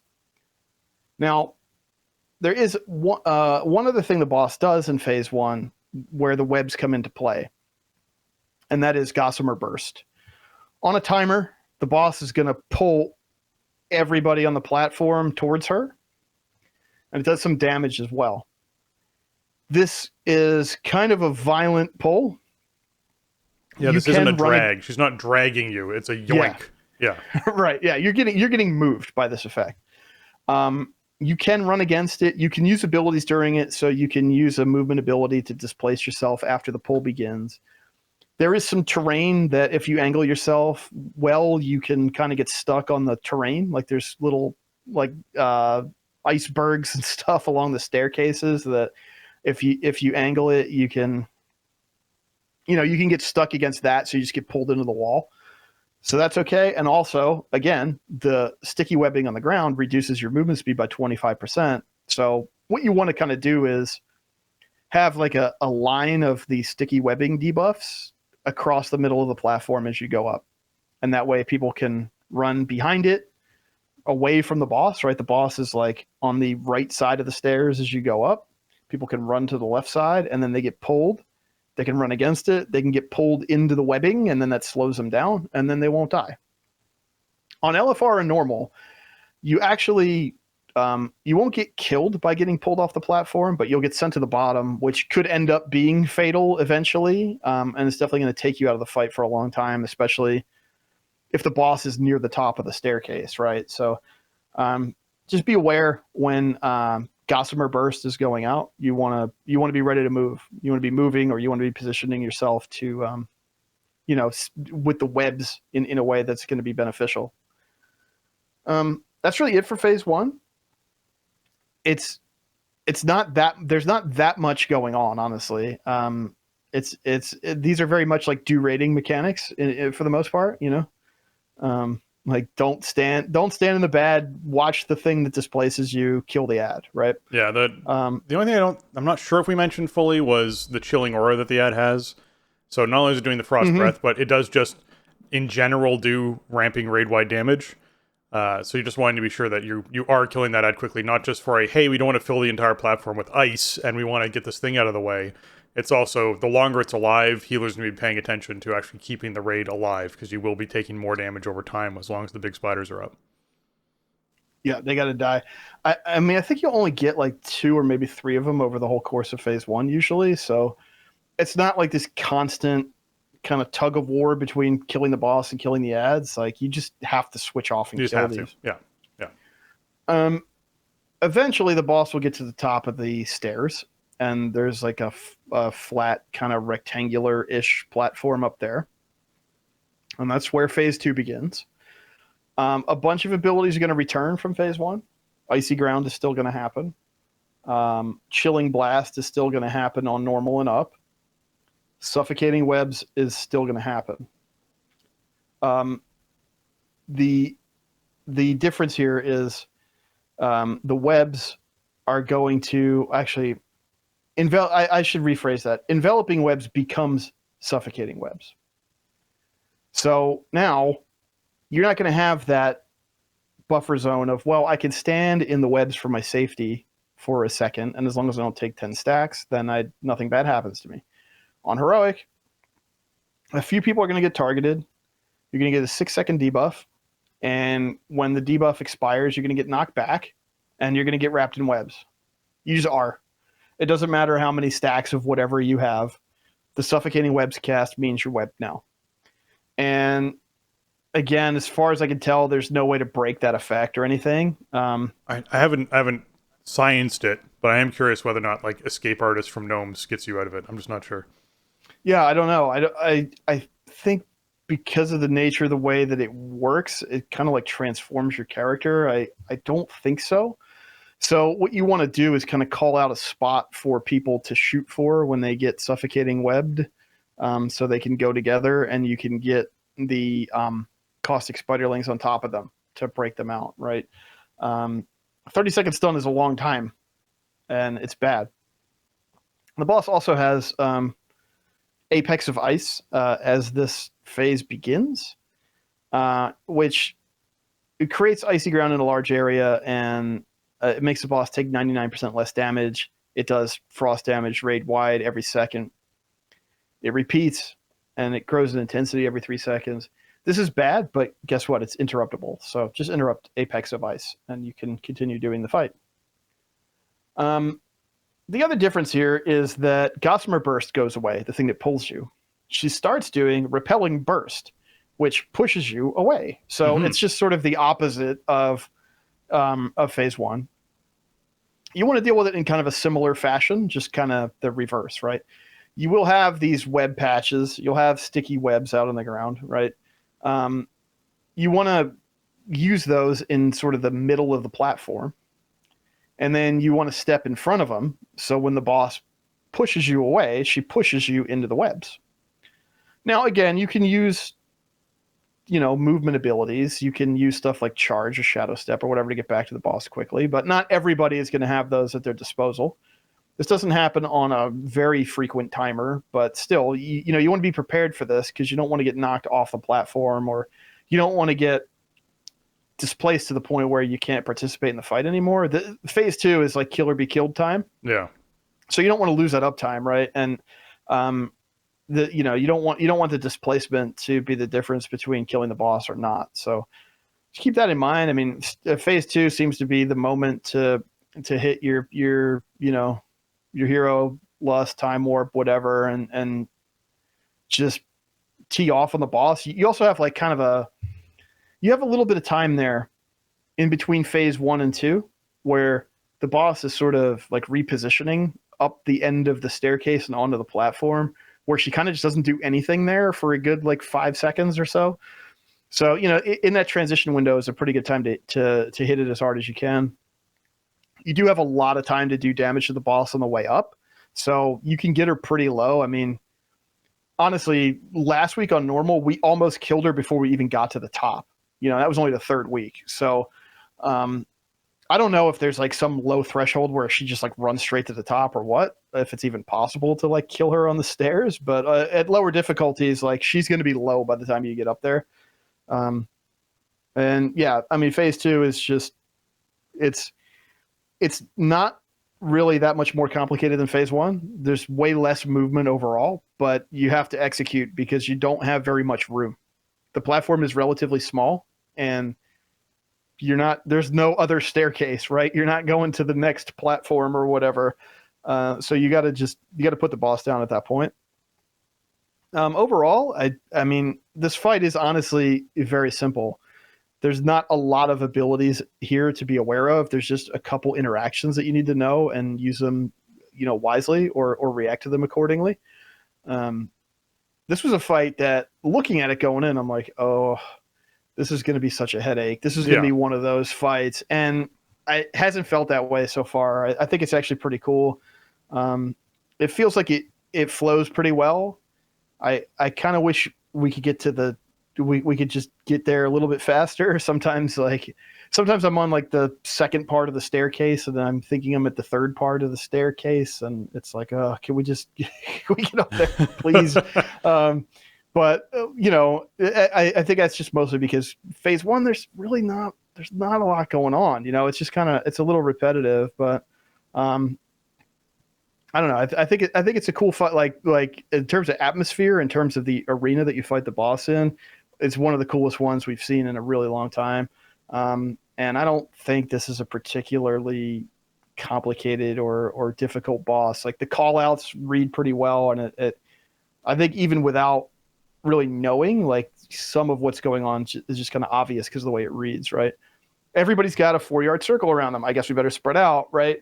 The boss is pulling me towards her. I better run away. It's that kind of stuff when you first sort of encounter it. So very cool boss, and I think it's positioned well. It's a little bit harder than Aranog and Taros, but it's not some like really dense mechanical fight where you need to have these dedicated teams of players performing these functions in certain ways, or else everybody dies. It's a pretty good mid raid boss. Yeah, and this is something that we'll continue to see as we talk about the next boss as well. There's a lot of mechanics that we experienced in the raid tiers of Shadowlands that are very familiar inside this raid tier, which I think is a great way to approach a first raid tier of a new expansion, is going, you know what, if you were around for last expansion, a lot of this is going to seem pretty familiar. You're going to kind of understand how a lot of this works. So I appreciate that how they're going about all this entire raid tier is with being like, okay, there are some new things. You know, the yoink that takes place is something that's kind of a new experience as far as a raid boss goes, but it's also something where the other mechanics are like, oh, I know how swirlies work. I know how, you know, spikes work as far as, you know, when there's an effect I need to stand in or group up on, or like a lot of the visuals are very, like they're settling in on visuals that are really recognizable for players. And so that helps a lot with these fights. So as much as some of these explanations might get a little lengthier in what we're talking about, seeing the fight itself, a lot of these things you're going to be like, oh, I know exactly what to do with that because that's what that visual means. I get it. Like, perfect. Good. So, yeah. Yeah. I mean, there's some interesting wrinkles here, but yeah, I mean, a lot of these mechanics are very familiar, you know, It's just, and I don't think there's anything wrong with that. I think there's only so many different ways that to skin a cat, so to speak, when it comes to making WoW bosses. And, you know, I think what we've seen, the successes that we've seen with encounter design in the last few years come down to, in a lot of ways, like the environment design and different ways you can interact with the environment that you fight the boss in, or how a boss's abilities interact with each other. Yes, the overlaps. Like change the way a fight flows, or like you counteract one mechanic with another mechanic. And I think that's good. I mean, at the end of the day, there's only so many different ways you can do, like, spread out for this, stack up for this, soak that. You know, it's kind of these are kind of elements that we expect to have in WoW bosses. It would be kind of weird if they did fights that didn't have that stuff, but also, you know, there's not like an unlimited amount of ways to express those kinds of things to players. To me, I think it's okay. I don't think that stuff necessarily gets old as long as the overall challenge curve feels good, which I feel like in this raid, it feels good so far. I think Taros is a great example of them doing that well, in the sense that we're like, hey, look, there's a lot of things on this boss that are like similar to Halandris, but they're done in a way that's fun. Like, more people get to participate in them. More people get to actually pay attention to what this mechanic means. And I think that's a very cool element of that aspect. But we're not done talking about bosses. We have one left. We have Kurog Grimtotem. Once a pupil of Magatha, oh my goodness, Grimtotem, the master of the primal elements is preparing to unleash his most devastating creations. If Kurog is not stopped, his entities of storm, fire, ice, and earth will wreak havoc across the whole of Azeroth. Man, okay, so this is obviously the last boss of this, you know, segment that they're giving us for the raid to talk about, and so it's going to be a little bit more complex than the other ones. It is our first AB fight we get to talk about on the show for this expansion, so that's kind of fun.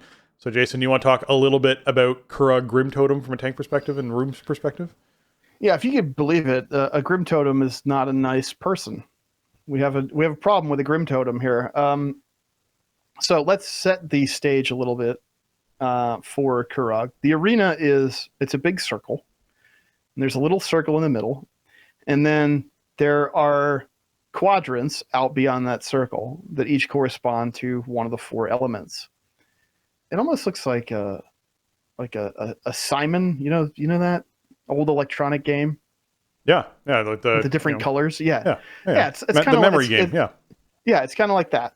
Now, what you need to know is that you cannot fight him in the center of the arena, that circle I talked about in the middle, because if you do that, he has an effect called Elemental Surge. He surges with the power of all four of the elemental altars, and it inflicts elemental damage to all players every half second and stacks. So you cannot fight this boss in the middle of the room. You have to pick an altar to fight him at. He gains new abilities depending on the elemental altar that he's standing near, right? So you have to pick one to put him at, and then that empowers his abilities, and he has a bar that fills up, and he gets like a stacking buff the longer he's at one element. Now, disclaimer, I haven't done this fight on Heroic yet. So we will talk about the Heroic only mechanics as well, but I don't have any feel for, what they actually feel like to deal with. But in terms of Elemental Surge and moving him around to the altars, one thing to know on Heroic is he does have an effect called Primal Shift, which means when he attunes to an altar, he inflicts elemental damage to all players, and he applies Primal Break. Primal Break is a debuff that increases the damage taken from Primal Shift by 300% for 20 seconds, and the effect stacks. This has essentially no effect on the overall strategy of the fight. All this means is, on Heroic and up, you cannot move Kurog between altars more than once every 20 seconds, which you probably don't want to do anyway. I feel like this is just to prevent like very bizarre strategies of just like constantly running in circles around the arena with the boss or something. In all phases, at all altars, in phase A, when you're fighting Kurog, he has an ability called Sundering Strike. Sundering Strike does elemental damage to players in a frontal cone and a pretty decent knockback. It also leaves a dot, a 35-second dot of elemental damage, and it stacks. This is a taunt swap, and you want to swap every time. This hurts, and it continues to hurt after it initially hurts. So you don't want this stacking up. I mean, if you have to take a second one because there's some kind of an emergency, like hit a button, but it hurts. And also, again, it's a cone.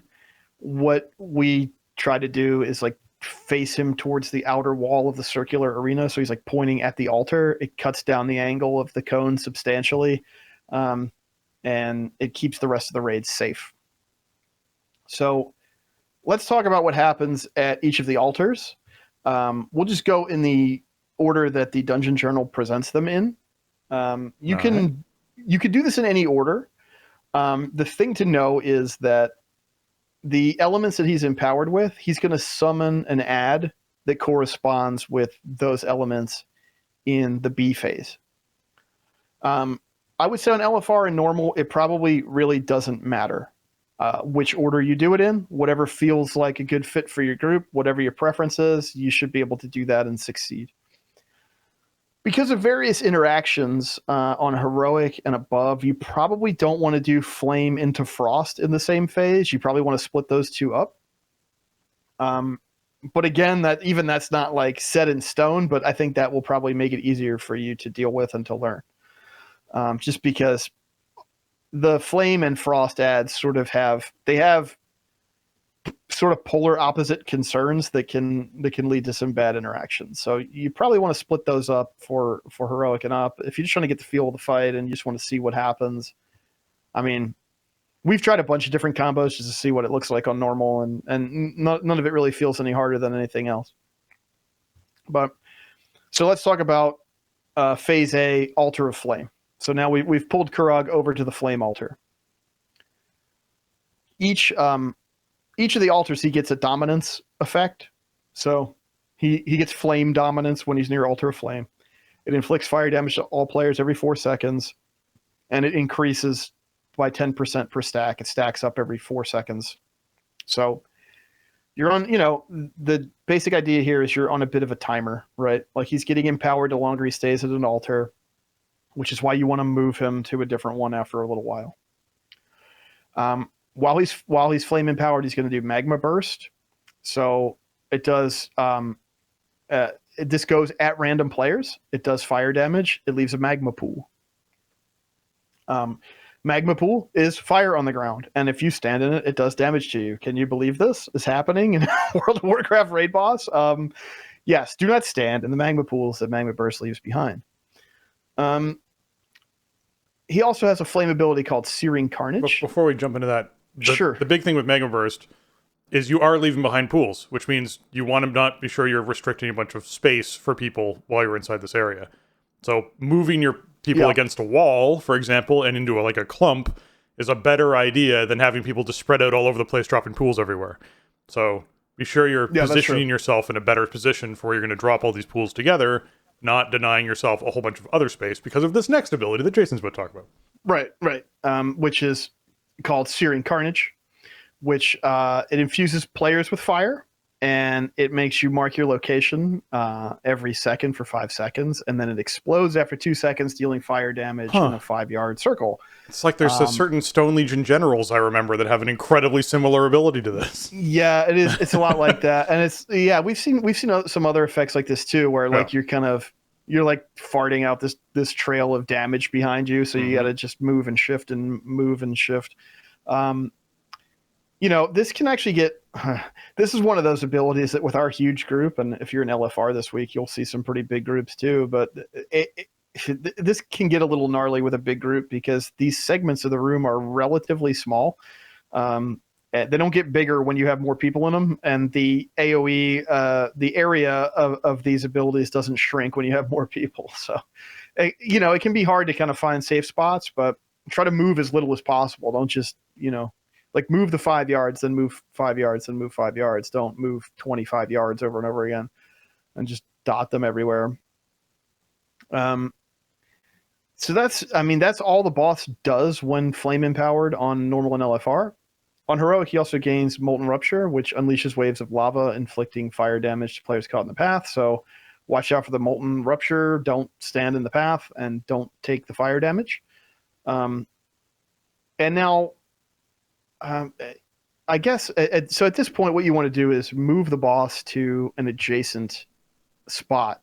Move him to the next altar that you're going to do, and which is probably going to be one next to you. You want to do that around 50 energy generally. I mean, there are different ways you can approach the strategy for this boss, but in terms of like an easy to understand way to approach it, you want to kind of move around 50 energy, right? Because you want to keep the stacks of his like elemental bonus damage relatively low and even kind of across the board. That's the basic idea. There's other ways you can approach it, especially as you gear up and as you understand the fight better. Like you can just do a little bit of this one particular one because it's the one you're going to save for the end burn phase. And so you want him to start at low stacks when you have to pull him there. Like you can get into those kind of intricacies, but for the discussion of like how the fight works, at 50 energy, you want to move to a new altar. I'm going to talk about the Altar of Frost next because it's the next one on my list. But again, you might not want to do Fire into Frost on higher difficulties. Yeah, might make the B phase easier not to do this. Yeah. Yeah. In terms of Frost Altar, he instead of Flame Dominance, he gets Frost Dominance. So same effect, just ticking Frost damage, ramps up. This is why you want to move, or this is why you want to position him at a new altar when he's like halfway to moving to phase B. Nothing you can do about it, just how the fight works. He has an ability called Biting Chill. It inflicts frost damage every second for 10 seconds. He also has an effect called Absolute Zero, which will hurl a chunk of ice at a player. It inflicts frost damage in an 8-yard circle, and it's split upon everybody who gets hit. Mm-hmm. So you want these people who are targeted to post up in a way that makes it, possible to soak with them and split that damage up. Now on heroic, it's worth noting that there's an effect on Absolute Zero called Frostbite. What Frostbite means is that if you are in both circles, if you're like double soaking the Absolute Zero circles, you'll become frozen solid. You get incapacitated, and you suffer frost damage every second for 10 seconds. Yeah. So that's not good. You don't want to do that. And basically, ideally what you want to do is have like a soak point in melee and a soak point in ranged, right? Yeah. If you have any kind of a ranged and melee split, I guess.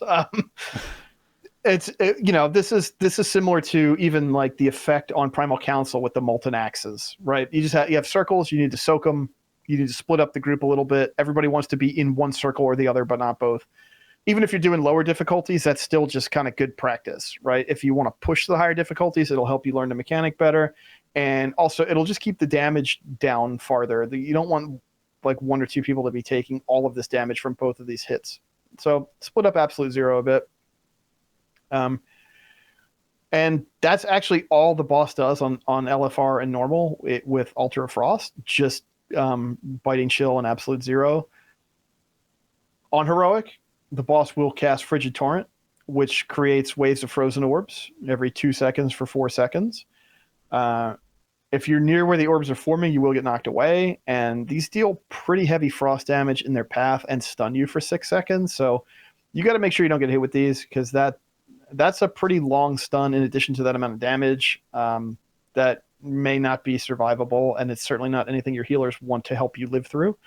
So avoid those. If you're trying to picture this ability, and you were fortunate enough to do the Sylvanas fight last expansion, it's her shadow waves that she sends out, the like arcing waves that you had to dodge. Instead of arcing waves, it's like orbs of frost that basically you'll see appear around the boss as orbs of frost. They'll shoot directly out in a straight line from where they currently are, so position yourself between them. There's 3 waves of them, and you just dodge, left and right to get around them. So it's trickiest if you're closest to the boss, unless you are really paying attention to adjust stuff around. But just, that's how that mechanic works. Dodge them. Yep. Okay, let's talk about the other 2 altars, and then we'll talk about B phase, I think. If you get hit by one, it is dispellable. Healers and people dispel the stun that happens if you get hit by one of these frost orbs. That's nice. Yeah. That's good, because 6 seconds is a long time. It is. That can be the difference between life and death, depending what else is going on in the room. So, so let's now at this point, right? We've talked about 2 altars. You want to do 2 altars, and then at that point, the boss will be full energy and go to the middle. But let's talk about Earth and Storm altar, and then we'll talk about Phase B. So, Altar of Earth is next on the list. Guess what? The boss is going to gain Earth dominance. Same deal as the other 2 dominance effects. A couple things to know about the Earth powers. One is Erupting Bedrock, which sends a tectonic ripple through the Earth. It does nature damage. If you get struck by it, it does pretty heavy damage. Even on normal, it hurts. You don't want to get hit with it. The good thing is it's pretty easy to dodge. What was that boss in Revendreth? No, the one in Revendreth is what I'm thinking about. The world boss in Revendreth who does the donut that you have to just dance around. That's what this is. Yeah, it's kind of like that. It reminds me of, there was that one, that bug boss, the big Akir in Old Deer, that had like the donuts. Remember, like the shadow donuts? Yes. This is like that, except they're earth donuts. So like a ring will go out maybe about 8 yards around the boss, and it's very bad, and you don't stand in that, and then it'll pop, and then a ring will go out from like 8 to 16 yards beyond the boss. So like it'll start where the last one stopped and then go out farther, and then that'll pop and do a lot of damage. It'll do it again. So you just want to get near a ring, do your thing, wait for the ring to pop, and then move up. Or moving up is really the best way to deal with it, because you don't have to deal with it anymore. So move up where that ring just popped. The new ring will pop behind you, and you can just keep DPSing the boss or doing whatever it is you're doing. This is nice because it's a pretty long cast. The boss is taking full damage. Nothing else is happening. So if you can just watch your positioning, this is not a very disruptive mechanic. It is very punishing, though. If you ignore this, like, you are going to get hurt. So watch the floor. The only other thing that the boss does on the Earth altar on LFR and normal is called Seismic Rupture. You're going to see a couple 10-yard swirlies. I think there are about 3 of them. They're pretty big. These hurt a lot. Do not stand in these either. After they cast, they're going to spawn Earthbreakers, which are like Earth Elemental adds. And the adds are not super dangerous. They just kind of like run around in melee, and I'm pretty sure they have like regular aggro tables, so you can MD them, you can area taunt them, whatever. But the thing that they do is called Skeletal Fractures, and that increases the target's physical damage taken by 6% for 10 seconds and stacks. So again, this is why like you have to kill these things. You don't want this, especially if these are like stuck on a tank. You don't want your tank taking 600% extra physical damage. So just kill them. They're like medium health. They don't just pop, but you're not going to be in combat with these a long time. Just make sure you switch to them and kill them off. The wrinkle on heroic is called Enveloping Earth. and it's going to envelop several players, and it's going to cause their next a lot of healing to be absorbed. I think like the baseline in the Dungeon Journal is like 370k or something. Yeah. So these are pretty big healing absorbs. So you got to pay attention to those. Again, there's not a lot else going on in this particular altar though. So hopefully you have time to react to that. Yeah. Yeah. Like this is here because it isn't like the fire altar where there's constant raid wide fire damage happening, right? This is their, okay, we need to give the healers something to do. So we'll put this debuff in that has to be healed off. That's what they're doing. Right. If you're taking damage in the Earth altar, you did something wrong, basically. Yep. I mean, you're going to take Earth dominance damage, of course. There's nothing you can do about that. But if you get hit with erupting bedrock, you just need to make sure that you're looking at the floor. Yeah. The final altar is called the Altar of Storm, and Kurog gains Storm dominance. So, again, same thing. It's just going to stack up as long as he's at the altar. The abilities that he's going to use in this phase, Shocking Burst is one of them. You charge several players with electricity for 5 seconds. I'm not sure exactly how many this will go out on in like an LFR size group. I'm guessing 3 or 4. Yeah. Yeah. I think we were mostly seeing it on about 4 people. I think with like a 25-ish group. So these are 12-yard circles, and they are going to pop after 5 seconds. You want to get the 12-yard circles out of the group, pop them safely. They don't leave any lingering effects or anything, so just back up, don't overlap them, and then get back in the group. Thunderstrike is the other thing the boss is going to do on all difficulties. These are 4-yard impact zones. They're kind of like bluish greenish. They look different than the other effects because you're supposed to stand in these. They have spikes. They have spikes in them. Yeah. Thunderstrike needs to hit a player. Otherwise, you take a lot of nature damage to all players. So just keep an eye out for these. I think like 3 of them spawn at a time typically from what I've seen.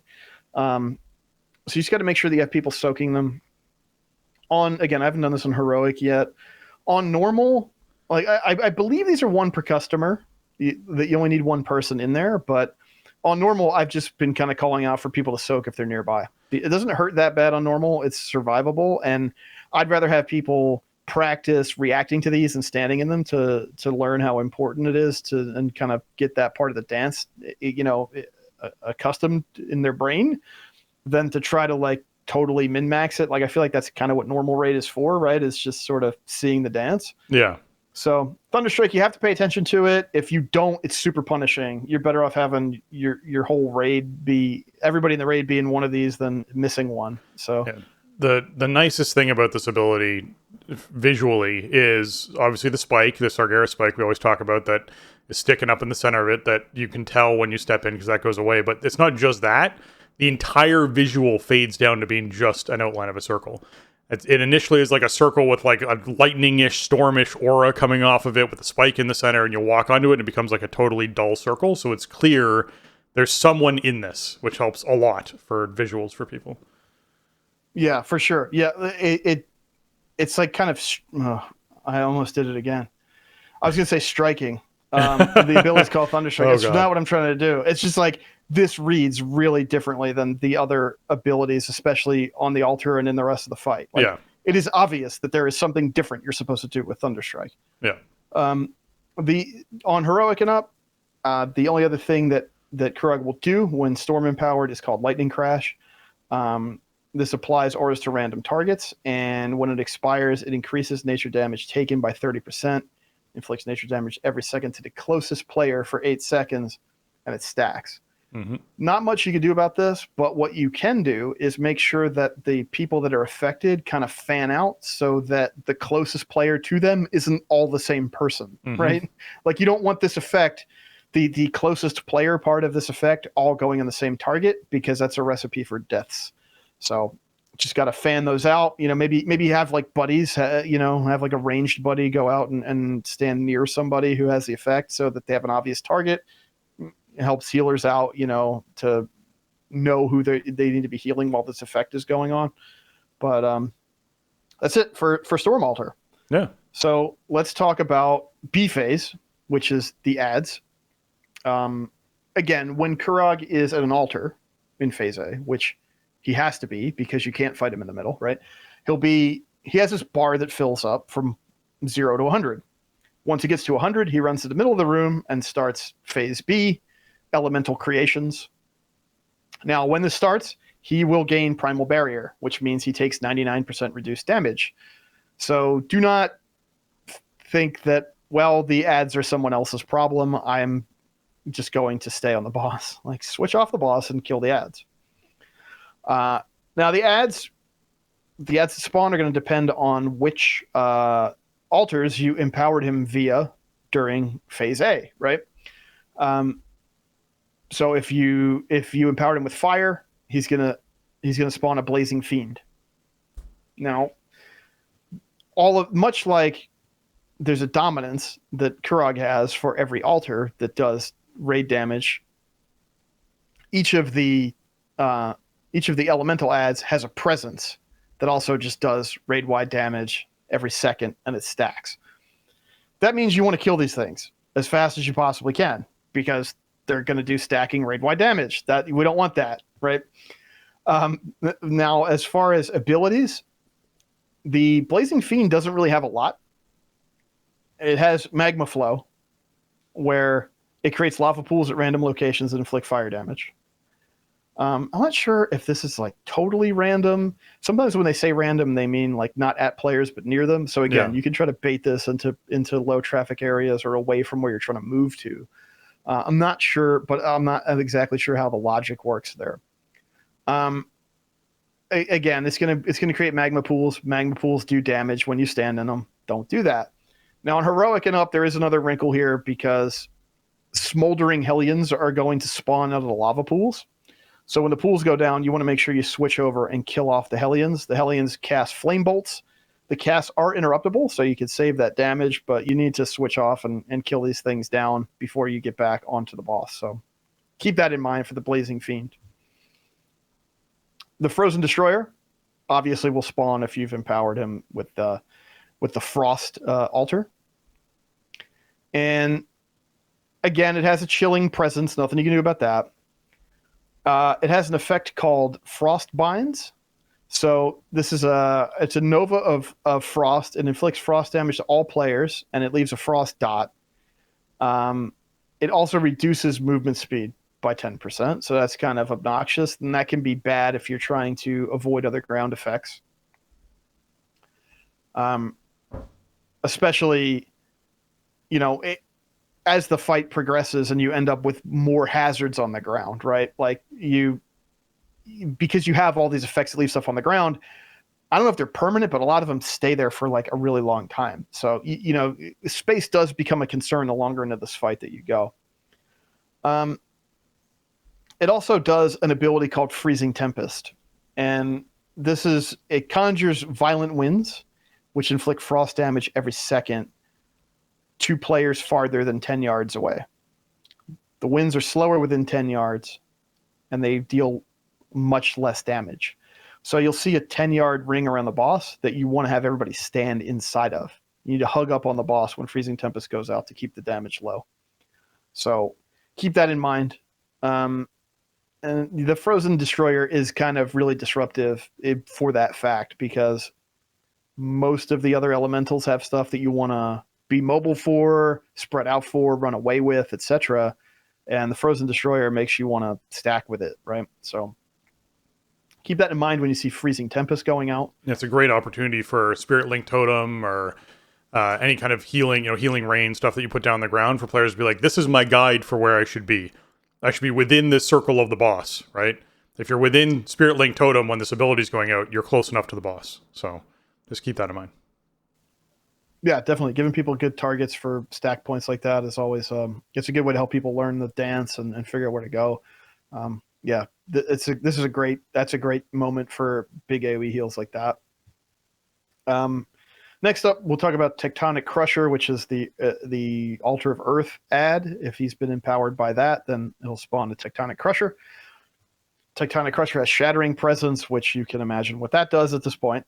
One thing to note with the Tectonic Crusher is it actually has a tank effect. It has a thing called Breaking Gravel. And what this means is that as it lands consecutive melee attacks against the same target, it gains a physical damage done increase. 3% per stack. I'm not sure if there's a max amount of stacks, but that's a low amount, but it does stack up. So eventually you may want to swap around on Breaking Gravel. This is similar to, like, I think the last boss said something like this was like Anduin, right? He got like attack speed every time he meleeed the same target. This is a similar effect. It's on the boss. It's not on you or your co-tank. So just watch the boss's stacks. If it starts getting up there, peel it off. Its other two abilities kind of go hand in hand with each other. The first one is called Ground Shatter, which is going to go out on several players. It's a 10-yard circle around many players, I would say. It's not like 3 or 4. It's more like 6 or 8. 10-yard circle is pretty big, and it's going to do nature damage in that circle after that 5 seconds. So what you want to do here is, I recommend getting these to like the edge of the room, like the outer edge of the circular arena. Don't overlap players, but you can overlap the circles, right? You don't want to be in anything other than your own circle. Once they're down, get out of there, get back into the group. The other thing the boss is going to do is called Violent Upheaval, which slams the earth, causing rocks to erupt from nearby locations, inflicting nature damage to players within 10 yards and knocking them away. The locations that are discussed in the name of the description of that spell, are where Ground Shatter was placed. So you can run through the Ground Shatter circles as long as Violent Upheaval isn't going on, right? Like, they don't do persistent damage, but they go down when the debuff explodes, and then they explode again when Violent Upheaval casts. So. Yeah. Again, just picturing Stone Legion generals. People are running the circles out to the edge of the room. You're dropping your circles. The circles then explode later on. Don't be in the circles. Yeah. Yeah, very similar to Stone Legion generals in visual ways, in like overall kind of just the flow of how you react to the mechanic, except for you don't have to soak these. You don't want to soak these. So yeah, exactly. Yeah, just, but you can keep the Ground Shatters in a pretty tight area, because these don't go out at the same time. You can drop new Ground Shatters on old Ground Shatters, because the old ones aren't going to hurt you unless Violent Upheaval is being cast, right? So you're not in a position where you have to surround yourself with Ground Shatters and then there's nowhere to go. Just drop them on existing stuff on the ground. And that's the Earth ad. Thundering Ravager is a Storm ad. Again, it has Thundering Presence. It only has one ability. It's got like 2 abilities that go hand in hand, but they happen in sequence. It's like a combo. It's very disruptive and annoying, though. It's called Stormbreak. The Ravager is going to disappear and teleport to an enemy. It's basically going to shadow step to a player, and then it starts channeling Lethal Current. It's a 6-second channel targeted at a player, and it makes them explode for lightning damage in an 8-yard circle around them. So it's important with the Thundering Ravager to keep the group kind of tight together, because you don't want the Ravager jumping too far away. That can be a big problem when you're trying to deal with the other mechanics that are happening. You're trying to heal people up. You're trying to kill stuff. You're trying to keep uptime. Be with the group. Don't be 40 yards away from the group, because you can shoot the ad from 40 yards away. But know that if you get teleported onto, disengage, use the movement, just get out as soon as you can and stay out. It's not 8 yards is not a huge circle. It's enough to do severe damage to a stacked raid if you don't react to it. But all you got to do is just get the circle out of the group. There's no point in going any farther than that, but you have to react to it or you get punished pretty hard. So that's really it in terms of what actually happens here. You kind of have A, B, and then you better kill him is sort of the way this works. It's not like a hardened raids. Like the room's not going to explode, but after that second B phase, Kurog gets Primal Attunement, and he gains all the alter abilities all at once, and he surges with elemental power, inflicting elemental damage every half second, and that affects stacks. So man, if you got them like sub 5% or something, and you get some immunities up, you get that little bit of time there after that second B phase. But once it starts ramping up, like you're gonna lose people. It's just a race against time at that point. So,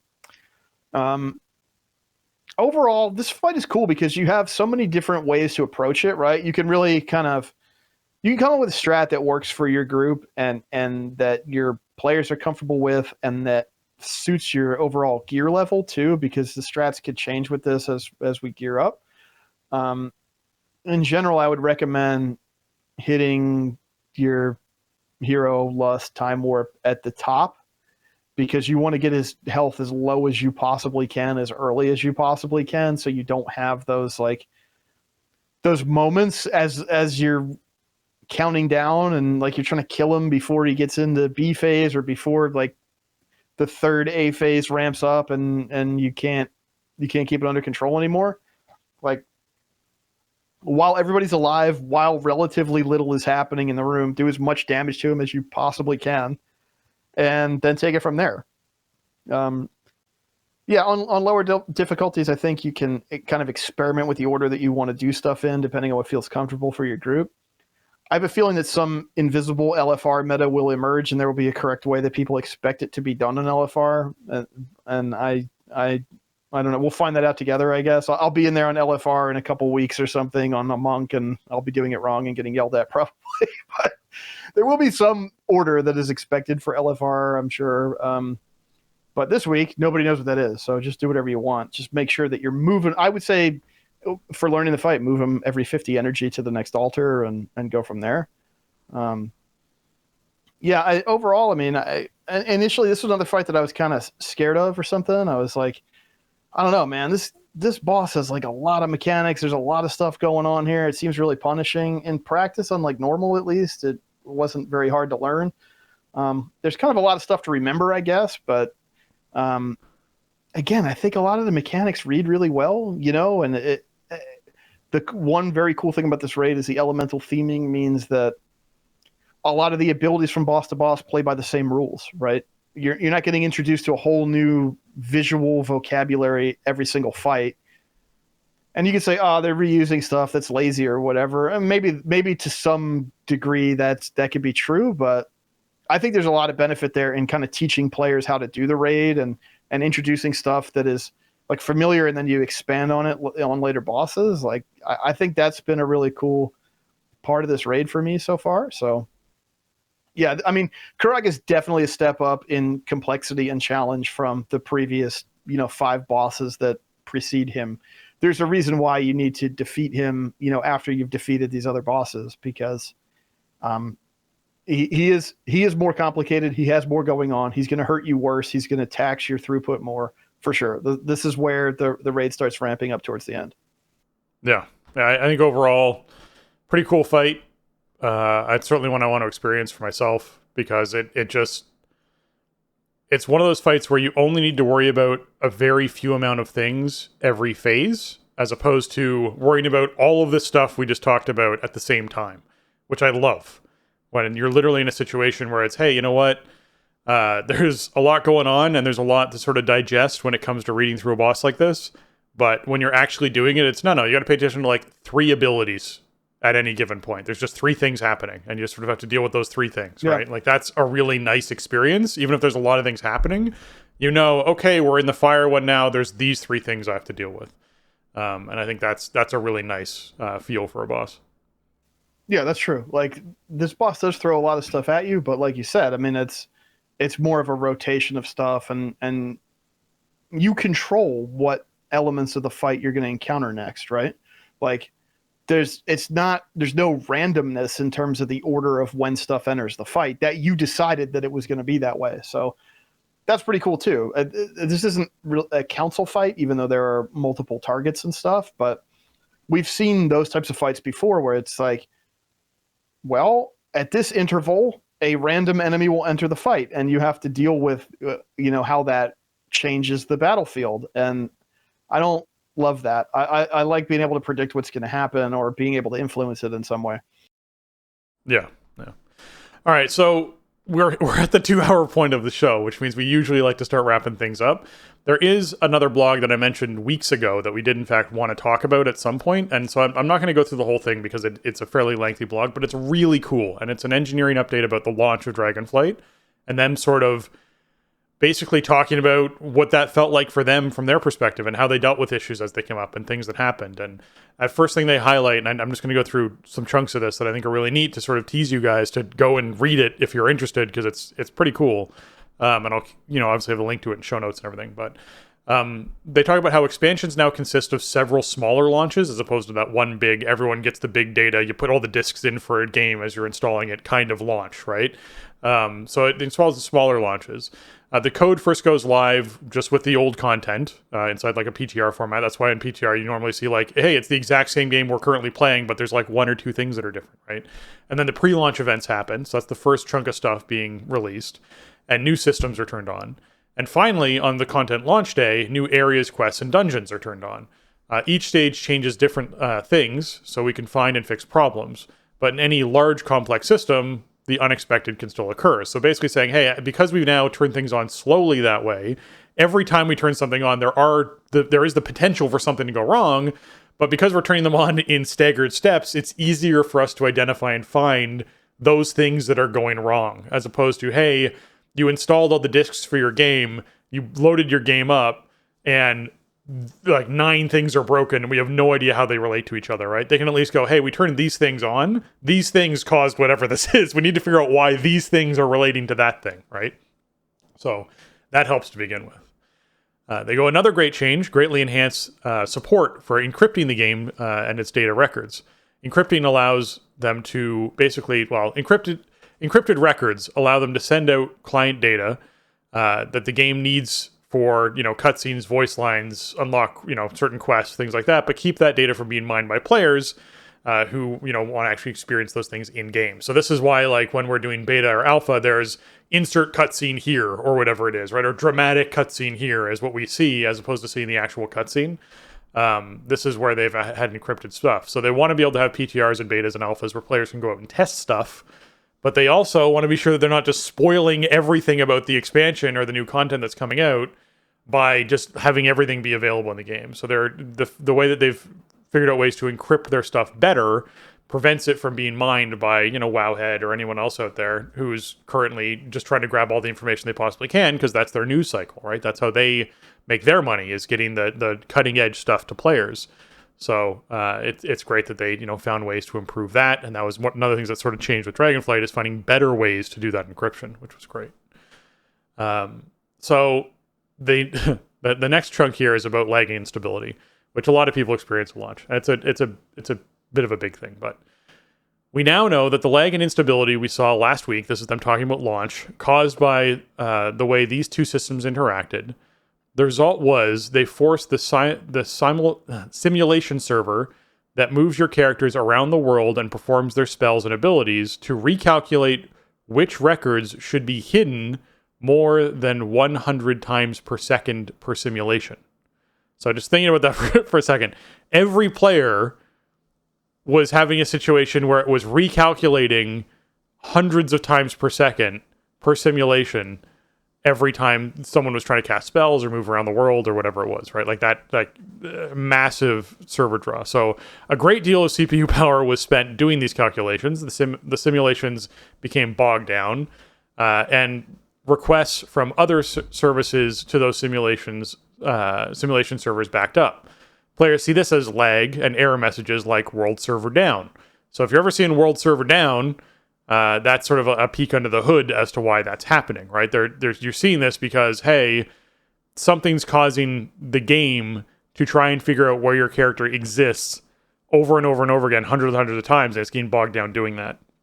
So just, that's where that sort of generates from, which I thought was kind of neat. And they go on to actually do a breakdown of like exactly what happened at launch, where like at 3 p.m. Pacific time, the Horde boat showed up, the Horde boat left at 3:02, heading out on schedule for players, but a whole bunch of players disconnected. And they're like, oh, okay, so they have to like dig through logs, and they talk about digging through the logs and trying to figure out what caused players to disconnect.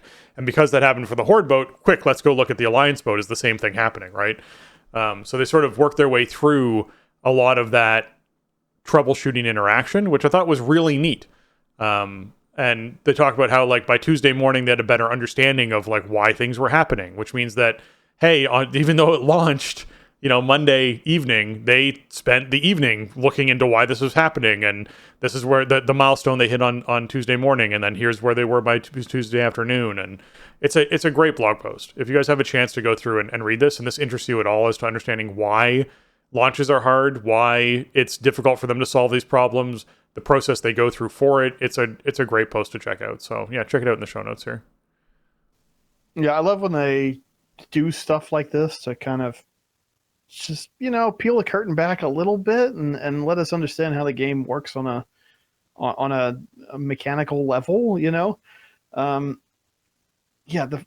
first night and the first like couple days there were some big performance issues, and man, like, it's great that they have this encryption tech because it does let them put surprises in, stuff that isn't going to get data mined and that is not going to be on Wowhead before you get to play it. That's obviously a huge benefit to players when it comes to, unveiling parts of the story and everything like that. But, I guess they couldn't foresee or not at non-expansion launch scale, they didn't run into these problems where, the encryption is kind of malfunctioning, like backing up the servers. And yeah, once millions of people start getting in there and start hitting it, then yeah, you're gonna have problems processing those requests. So, man, it's just I was glad I did not work on the live ops team when Dragonflight came out. That seemed, I'm sure that was not a fun couple of days there. It seems like game performance has been mostly pretty good for me for the intervening month here, as sometimes raid performance gets weirdly kind of bogged down. But, there's so many things that go into making the game just function that you wouldn't think that something like, oh, well, our new encryption system is the thing that had this kind of impact on the play experience. Like, it's just, I can only imagine how frustrating that must be for their engineers and stuff, right? Like, to have something like that have those kind of gameplay impacts. Wow. But I think it's cool that they took the time to write it out and explain it and kind of give their own internal timeline and a little, kind of look ahead, I guess. It was nice. It's been a month now, give or take. So it's kind of old news, but we had no way to get it into the show earlier, but I definitely wanted to highlight it. If you didn't read it when it came out, you haven't had a chance to, check it out. I don't know. I'm fascinated by how, WoW comes together, how they make it work and how they design it and build it and how we play it. So anytime we get enlightened about that, I always like to see it. Yeah, me too. But with that, I want to give a shout out to our patrons. I'd like to just take this moment to thank all of our patrons. They contribute a ton to our show and help us to improve on the content we create. I'm giving a special shout out today, though, to Arajian, Celian, Kapawi, Max, Mibble the Mighty, Nick, Shorel, and Zalius. Thank you so much for supporting the show. You are all amazing. And man, I'm looking forward to figuring out what we're doing patron-wise in this coming year. I know we've talked about doing something more quarterly or doing something different entirely as far as patron participation episodes. My goodness. Yeah, if you folks are trying to find our Patreon, you can find it over at patreon.com/thestartingzone. And a big shout out and thank you to our newest patron, Will P. Thank you so much, Will, for hopping in and supporting the show. It means a lot. And man, I'm looking forward to the stuff that we're doing in 2023. That's for sure. Absolutely. Yeah. Thanks, Will. Appreciate having you on board. Thank you for supporting the show. And thank you to all of our patrons for making 2022 a great year for the show. We really appreciate you all. And yeah, we'll have a chat about what 2023 is going to look like with Patreon stuff and patron involvement in the show. Because we do want to, maybe shake up that format we've been doing instead of the monthly call-in episodes. So let us know what you think, patrons in the Discord or right into the Patreon page if there's anything that that maybe strikes you, or that you would like to see as part of the Patreon, and we can have that conversation. And we have some ideas as well. We'll be putting out there pretty soon once we sort of get back into the normal everyday kind of flow. Once we get past the holiday phase here. Yeah. All right. With that, another way to support the show if you're interested is to hop on onto your iTunes or Apple Podcasts, leave us that 5-star review. They really help out our show, and frankly, we love hearing and reading reviews from our listeners.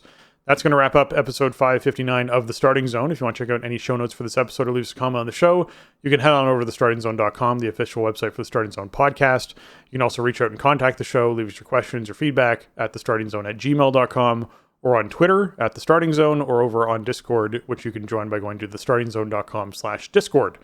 If you want to get your hands on some TSE gear, we got shirts and mugs and stickers and hats and all that fun stuff over at TeePublic. That's teepublic.com/stores/The Starting Zone. And Jason, where can folks find you on the internet? Best place to find me, as always, is over on Twitter. You can find me over there at Shieldwald. And you can find me streaming WoW over on twitch.tv/Shieldwald and youtube.com/Shieldwald. Streams are Tuesday, Wednesday, Sunday, 7:30 Eastern, doing raids and keystones and other stuff like that. So come check that out. Yeah. That's gonna, like I said, that wraps up the episode of 559. Man, oh man. Oh, geez. Our first episode of the new year. We couldn't hit 560, eh? We should have squeezed one more in last year just to round the number out. I don't know. Well, we missed it. But I guess that does mean we're going to probably hit 623. That's true. We are. We're 100% going to hit 623, man. How is that? Man, it feels like 500 was just a little while ago, but it does. Not. Yeah, we chunk through these things, man, every week, and we do more episodes a year than there are weeks in the year. So, yeah, it's busy. Right. What would you had the number last week? I think it was like 67 or something. I think it was 62 or 63 that we did in 2022. So and that's been pretty typical over the last few years. So it's a lot, especially when you have an expansion launching. We end up doing bonus shows around that. So I'm sure that it seems like 23 is going to be a busy year for WoW. So we'll be busy around here too. Yeah, and the potential BlizzCon and everything means we'll have stuff for that. It's going to be super exciting. All right, if you folks are trying to find me, you can find me on Twitter at Spencer_Downey, or over on Twitch at twitch.tv/SpencerHD, or on YouTube, youtube.com/@SpencerHD. And with that, for Jason and myself, we want to say thanks for listening, and jobs done.